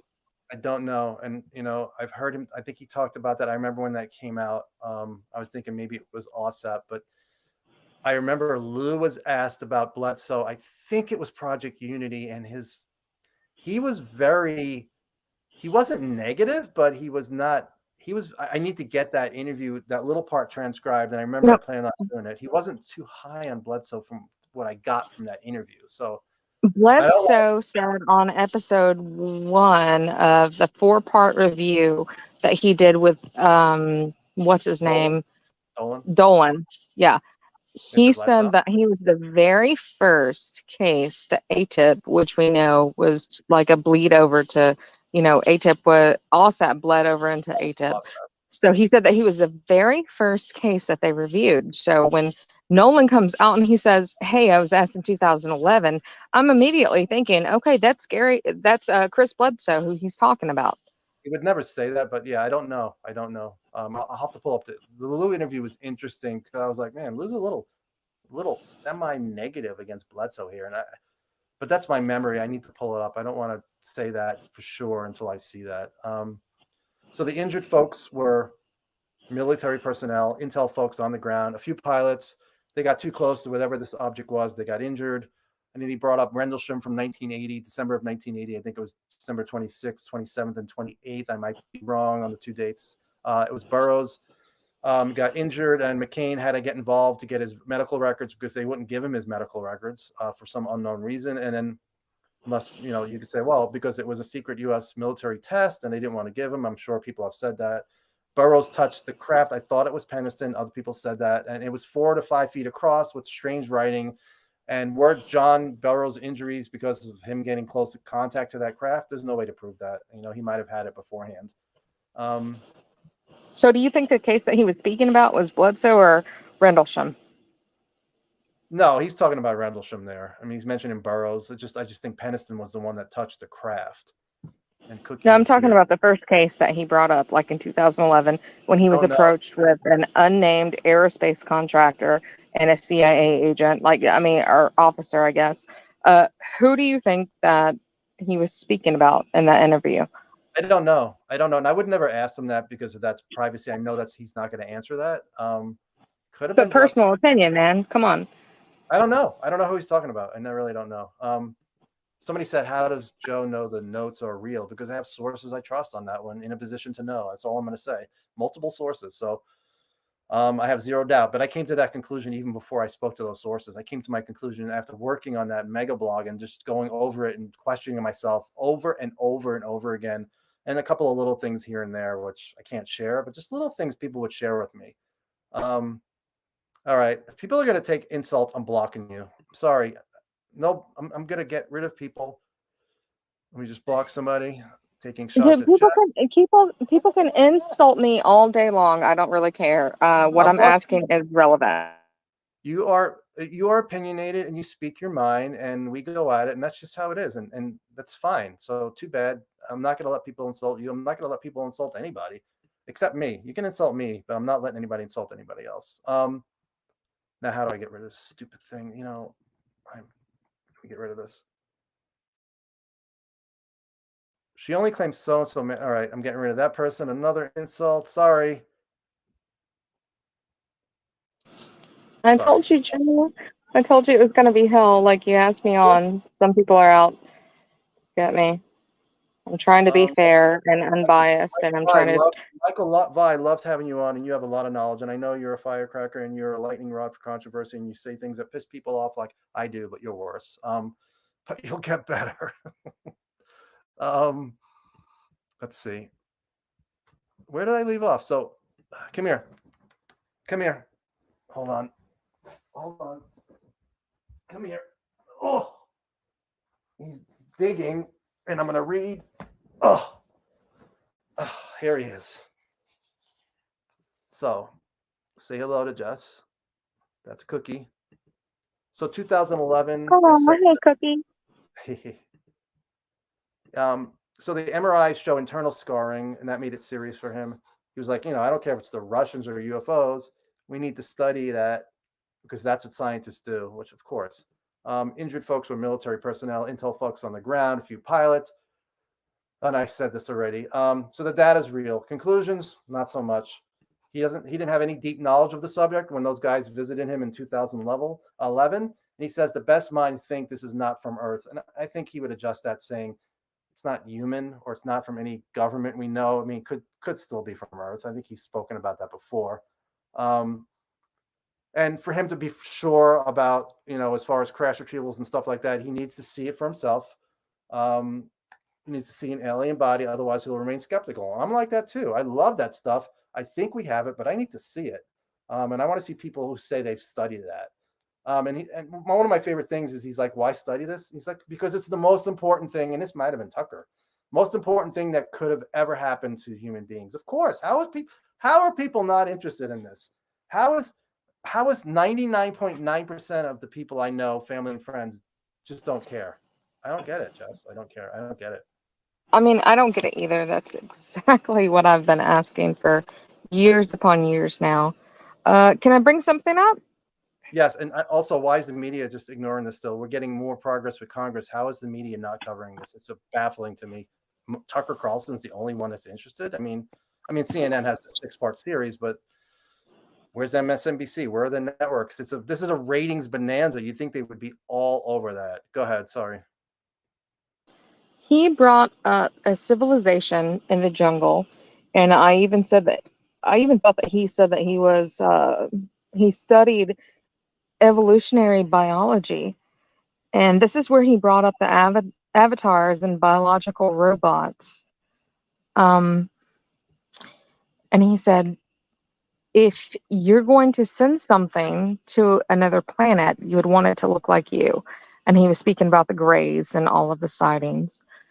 But if you really want to get technical, look at our Mars rovers, look at our lunar rovers, look at everything that we've sent everywhere else. Nothing looks like humans.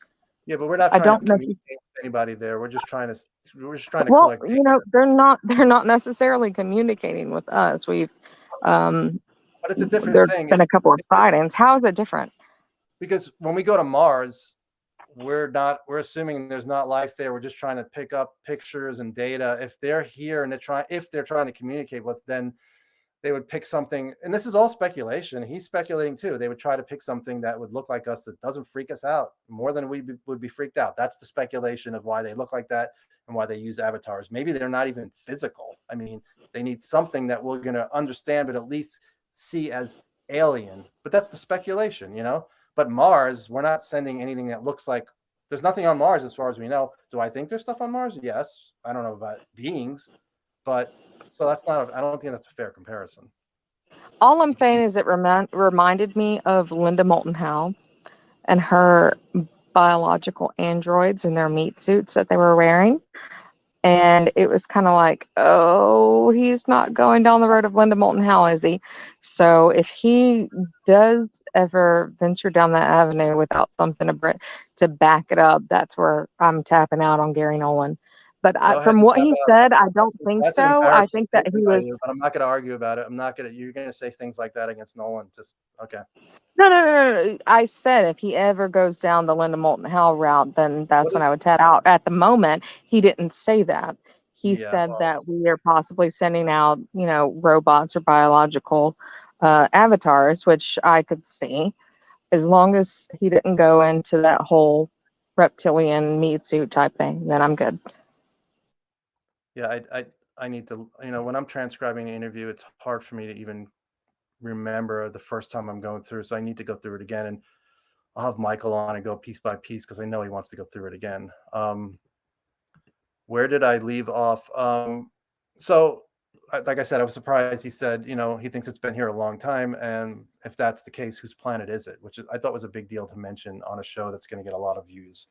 Just to put that idea out there as a possibility. It may not care necessarily much about us. If it wanted to wipe us out, it could. It hasn't so far, so why be concerned? Of course, I don't necessarily agree with that. Maybe they're on a 1,000-year plan. Who knows? I don't really worry about that either if it's going to happen. He said there's nothing really we could do about it. Are abductions real, or is it something that's imposed on the folks as an altered reality memory? He doesn't know. And yeah, that's the problem. And Lou talks about it. We don't know if it's physical, but the experiences have the memory as if it's a real memory, just like MyLabs. When Semivan talked about MyLabs in his interview with Iandoli, he's like, I have a hard time believing that's really going on. It may be something they're imposing over on the experience to make them think it's aliens and humans working together, because it would take such a large infrastructure that I can't see that happening. And he goes, I'm not totally closing my mind to it, but it may just be some sort of reality. And our friend Charlie Paris, he talks about that. He doesn't believe there's MyLabs, and it may just be, yeah, I mean, they're telling the truth. He did say Semivan said he believed Melinda Leslie 100%, but he doesn't know if it's a real physical thing that's happening with aliens and military combined in their experiences. I know Whitley Strieber also reported not military, but humans and aliens. Go ahead. I can't wait to see what Charlie comes up with because I've been waiting for it for a while. He's a good buddy. He talked. I He think that talked to me about it. he's. I think that he has a good mindset where he's not too far on either side. I know that he has done a lot of research into the abduction phenomenon, so I'm waiting like everybody else.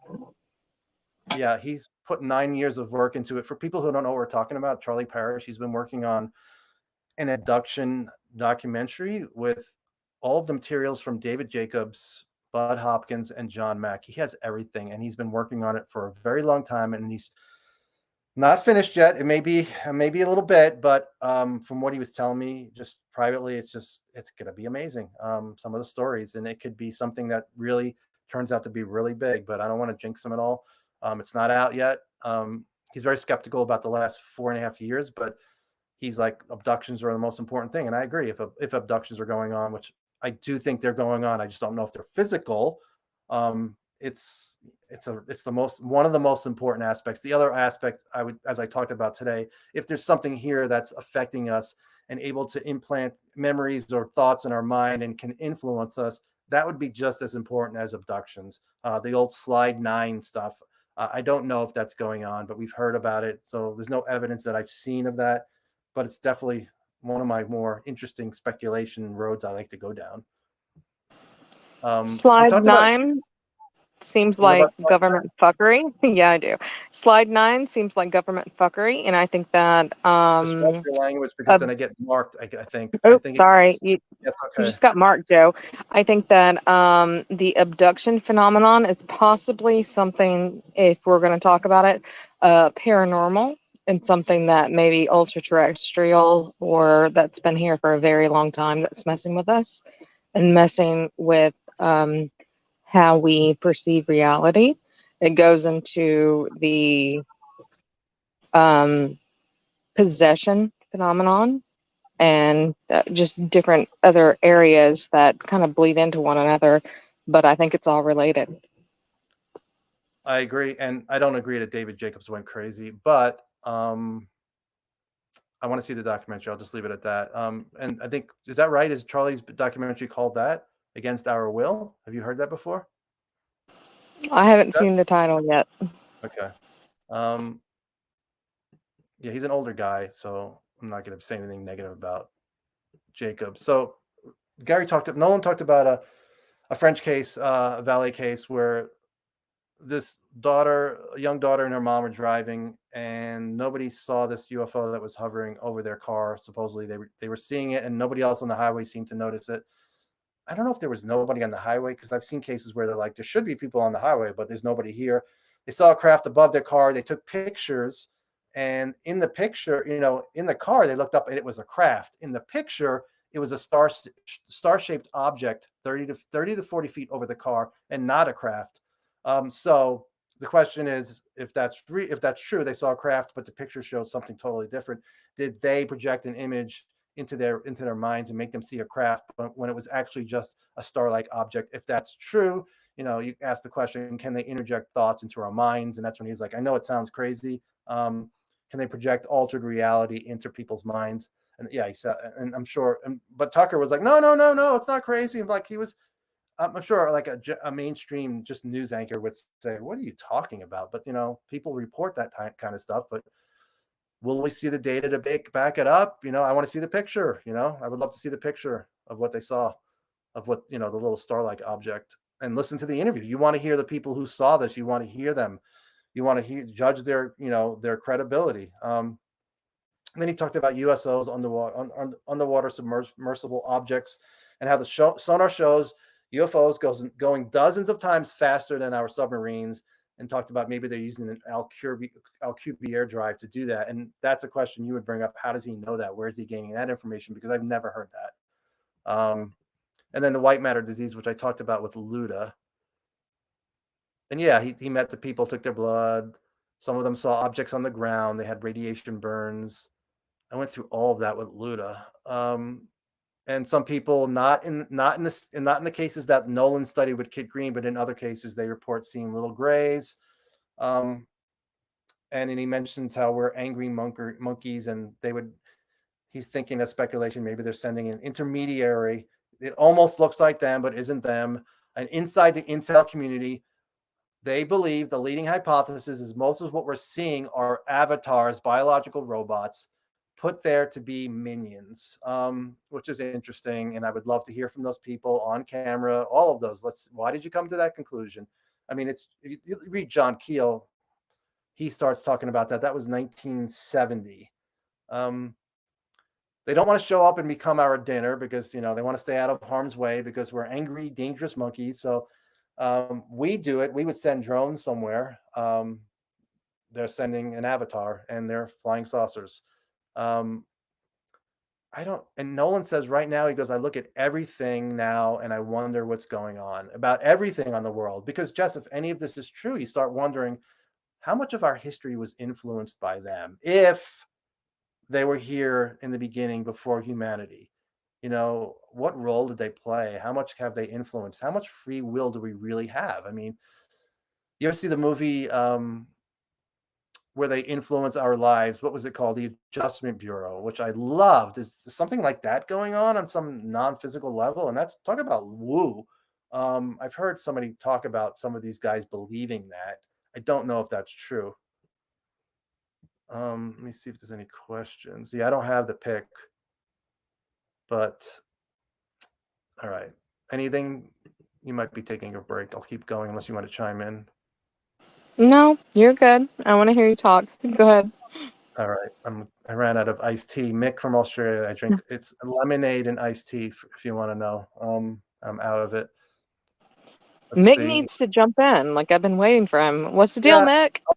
I'll put out the invite again for anybody who wants to jump in, and I do need to get moderators to, I blocked 2 people, but I don't want to have to worry about seeing all of that, so I will get moderators. I mean, you don't have to block anybody. Let people freely express their opinions. If they want to call people whatever they want, just let them do it.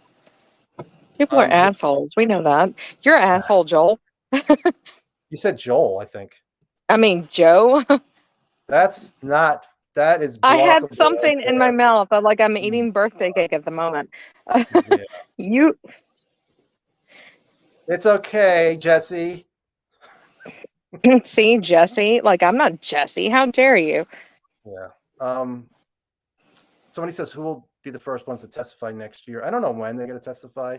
I know various people have said hearings were coming up real soon, which I was like, I didn't hear anything about that, and nothing happened. So people get excited. I think Lou will be one of the first people to testify. I would love to see Jay Stratton testify. I don't know if that's going to happen. I don't believe politics let people. Lex Freeman interact. Nothing jumps out question-wise. Just let me know if you see any interesting questions. So this could bring all of us together. He mentions Reagan's speech where he says, well, what would happen if we had some presence from outside this planet that threatened all of us? We would come together. Well, I've done Reagan for a while. Nancy and I, we had an extraterrestrial over at the house. We're bipartisan. Game over. This is true. Bernie approves. Bernie does approve. So yeah. I hope you do that at the end, hoping that nobody's going to listen to it. Oh, Bernie? It cracks me up, man. If people only knew the amount of impressions that you could actually do. This is my Bernie. Nope. Apparently they are. I have to do it loud. I'll do it later at the end. And he talks about how the Vatican talks about how they can be children of God and we would treat them as equals and, as humans, as we would treat humans. And I think the Vatican has talked about baptizing them. And, how will humans, this is still part of it, how will humans react if we're not at the top of the food chain? How will that affect religion? Who is their God? If they come down there and are like, you guys have no idea what you're talking about when it comes to religion and Jesus and Buddha, not Buddha, but it's totally different. And this is how it is. Of course, who knows if they're telling the truth, but it would be an interesting conversation. What kind of insight do you guys have that we don't? All right. Gary Nolan touched on religion. You really want to go there right now? I know that he is indeed. Religion? How do you, I've never heard him talk about religion. Did you say that? Joe, what the hell? He talked about the Vatican. He talked about Diana Pasulka. Yeah, I he mean, probably knows a lot from her. Probably knows a lot towards from the end of his conversation, he said, "We do not know. Like, these things could have been here since the beginning. All of across the globe, even before Abrahamic religions, there were religions that I don't even know if they were called religions back then, that spoke about these entities and beings. Yeah, and Like it is, I mean, it could be all made up. Like it could be something that's just been passed on from generation to generation. Who knows? But he yeah, did no, speak about it. I don't agree, and that's why I really can't. We got to find somebody who's an expert in that type of stuff. And I know there are people out there. I mentioned Paul Eno, but I don't think he focuses on religions or information before the Abrahamic religions. We'll find somebody like that. Somebody asked me. Ken said Travis Taylor impression. I'll do that at the end with Bernie. I'll do it at the end. Hopefully Travis Taylor didn't stumble upon this, because then I'll never be able to interview him. Question for Eric: who made the basement office take down the Eric Davis interview? Well, at the time, Stephen Greenstreet told me that there was something in the background that gave away personal information, and that's why they had to take it down, which was not true, because when it went back up, we compared the two, and there was nothing different. So I don't know, and even if I did ask Eric, he probably would not know. I don't think he's speaking with Greenstreet, and I don't think he knows. And even if he did tell me, I can't say it. I can't repeat stuff that he said, because it would be considered talking to the media, and Aerospace is not letting him do that, unfortunately, because he would be on with Garry Nolan on Tucker doing whatever shows. Although I'm not sure if, I think Garry had to think long and hard about doing Tucker Carlson, because Garry, I think he's totally opposite politically, but this is more important than politics, as somebody said in here.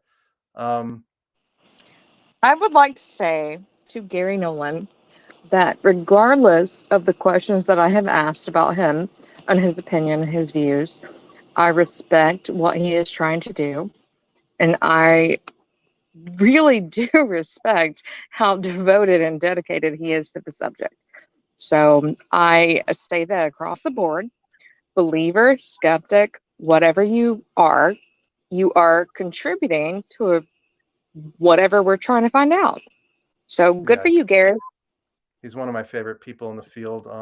So is Semivan. Semivan, although I disagreed with, I was getting a little annoyed, and I messaged you today when I was listening to Semivan's interview. I would like to interview and push back a little bit.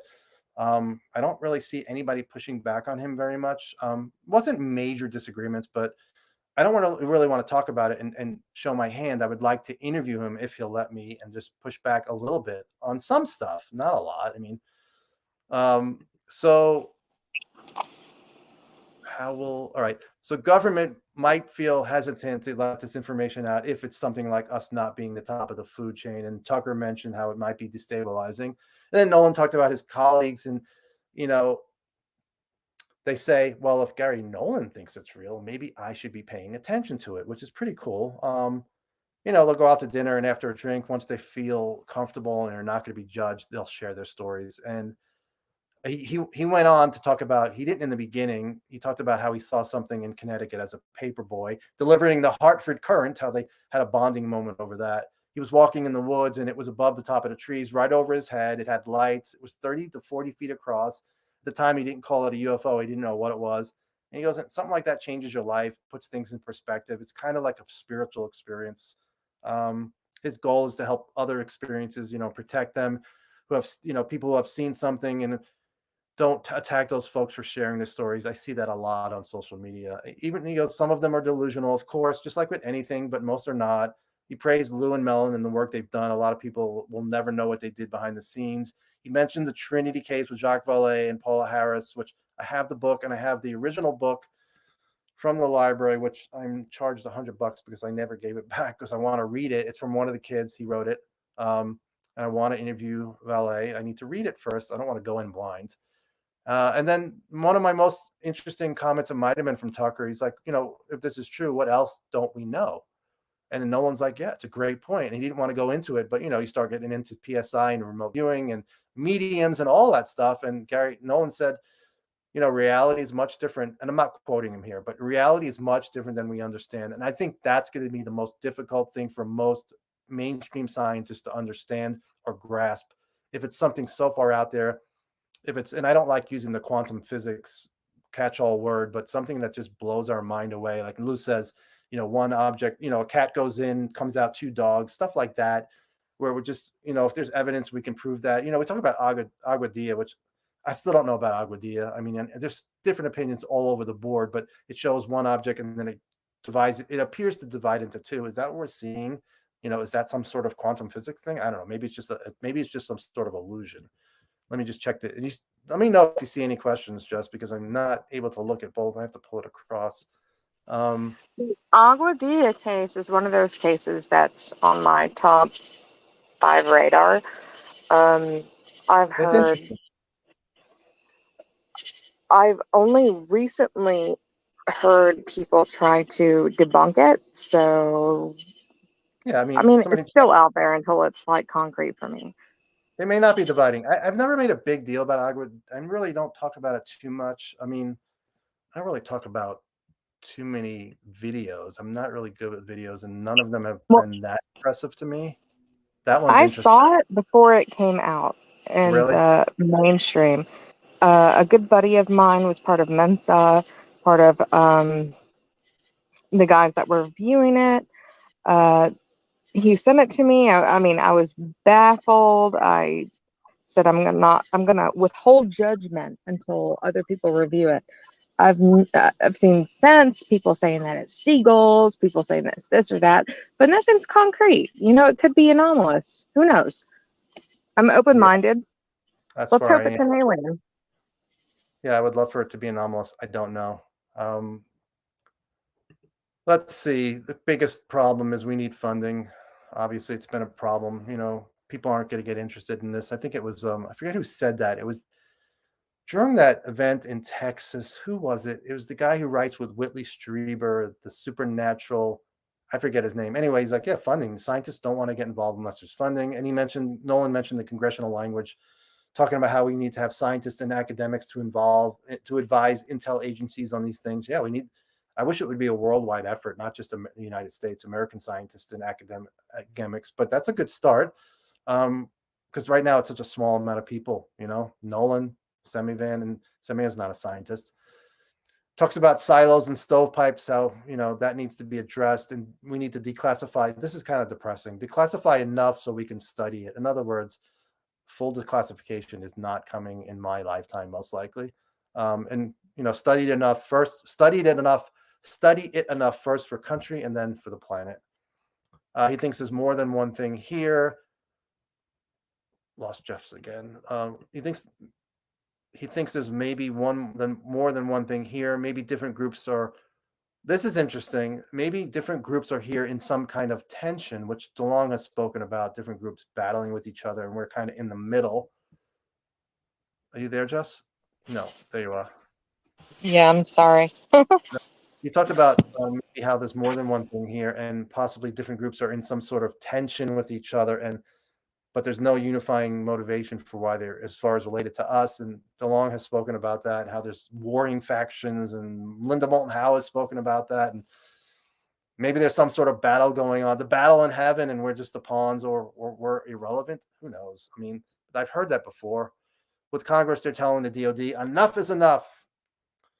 No, they've seen, some of them have come out of the classified briefings, are members of Congress, and their eyes are wide, and those members of Congress have seen things that Nolan hasn't seen, so he doesn't have that clearance.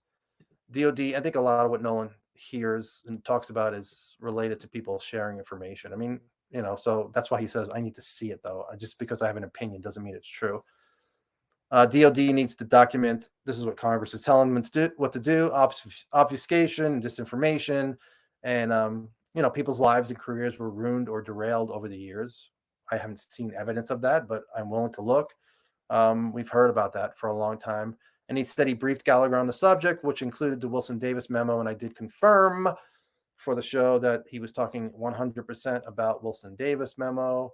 And something, it was open to other stuff when he said it on Tucker. And they're taking this seriously, members of Congress. And then I talked about Burchett and his text, and that is it. So Any thoughts, Jess, that I have missed? Nope. I think that we have covered everything tonight. So let's Flowers. go ahead and close it out. I will just give people my information. Jess's information is Go Kick Rocks.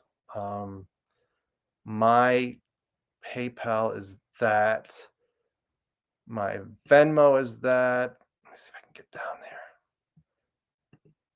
Patreon is that. And somebody asked me for my email. Oh, no, my screen name, my Twitter, which is that. So that's my blog, which has a ton of stuff on there. And I'm just put a long Lou Elizondo transcript on there, which is one of my better ones. I added a lot of stuff to the transcript. And then I'm working on Ryan Graves' notes transcript for Twitter, and then Garry Nolan on Tucker, that transcript for my blog. And I think that's it. I'll let you go, Jess. Have a good night. Thank you for being here. Again, Good night, Joe. Good night, everybody who showed up. Thanks, you guys, for being here. It was fun. we'll do it next time with Michael Vi. You can ask him 1,000 questions, and we'll do a 12-hour show. So have a good night. Oh, wait. I plan on it. I gotta do I guess so. It would be like, God damn it, Jess, I gotta come down to Alabama and see you. I'm gonna bring Bernie with me. Bernie and I are gonna talk about how UFOs come from another galaxy. It is true that UFOs are coming from another galaxy. They don't get here using propulsion. That I understand. But my wife and Barack's kids, Malaya, I don't know his other kid's name. I never do. I don't think he does. And that's how we're gonna do it. We're gonna go Hillary, and UFOs are real. That's it. Bernie. Bernie. All right, I love your impressions. If they're lost on anybody, fuck them.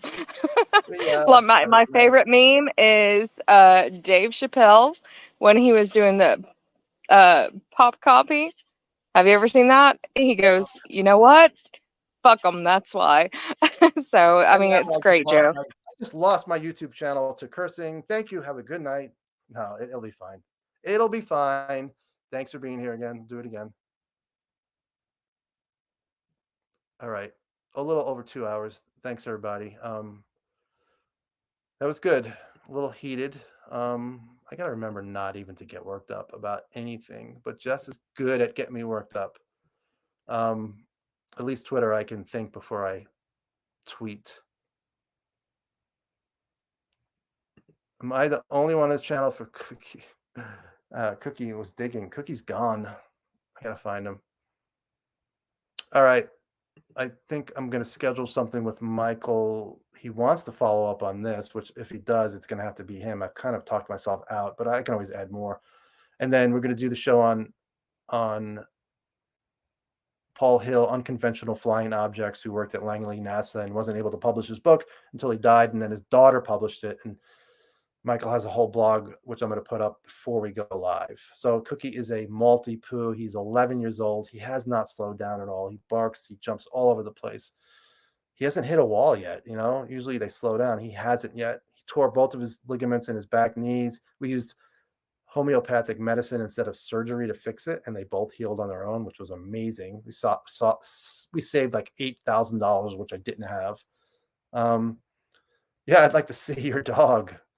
I don't know how you do that. You have to join in the show one day, Vancouver guy, which is one of my favorite Canadian cities. I've been there it was like a meditation. I shot a whole week-long meditation conference I used to shoot. Anyway, I got a drink. DJ Plum, thanks for jumping in. And Ludacris, I don't know if he's still here. Thank you for being here. And once again, yeah, vet bills can be expensive. I got a lot of them. So what is that? I posted an app I see to your Twitter. I don't know what that is, but I will look for it. What else was I going to say about? I was going to say something, and now I can't remember what I was going to say. People jumping in on here. Oh yeah. The super sticker. I got one super sticker. I am not somebody that gets a lot of. I don't ever want to do the super chat. You ask a question, you can pay me. I'll never do that. It would be nice if people supported with whatever they can, but I'm still going to keep doing it no matter what. Tammy was the super sticker. Obviously, I don't do this for money, but I need money to keep doing it full time, which I'm not doing right now. I am working part time. I finished. Oh, a picture. I got it. Picture your dog. What? Milk thistle saved my Yorkie from a rat poison liver failure if it ever happens to anyone. I did use milk thistle for Cookie for, I forget what he was having, rash. And then he started smelling like pee. So I looked it up and it was a side effect of milk thistle. That'll smell like urine. So I stopped it and it worked. So anyway, yeah, that was good. I was going to say, I am doing Silk Sonic, which is Bruno Mars' side project, I think. I'm doing that Wednesday, Friday, Saturday. And then after that, I have a break so I can focus more on that. And then Aerosmith, hopefully coming up. I have not been booked for that. And then maybe Usher again, which his songs are finally leaving my head. Thank God. I mean, I like the songs, but not 24/7. All right, I'm ending it. Thanks again, guys. Have a good night.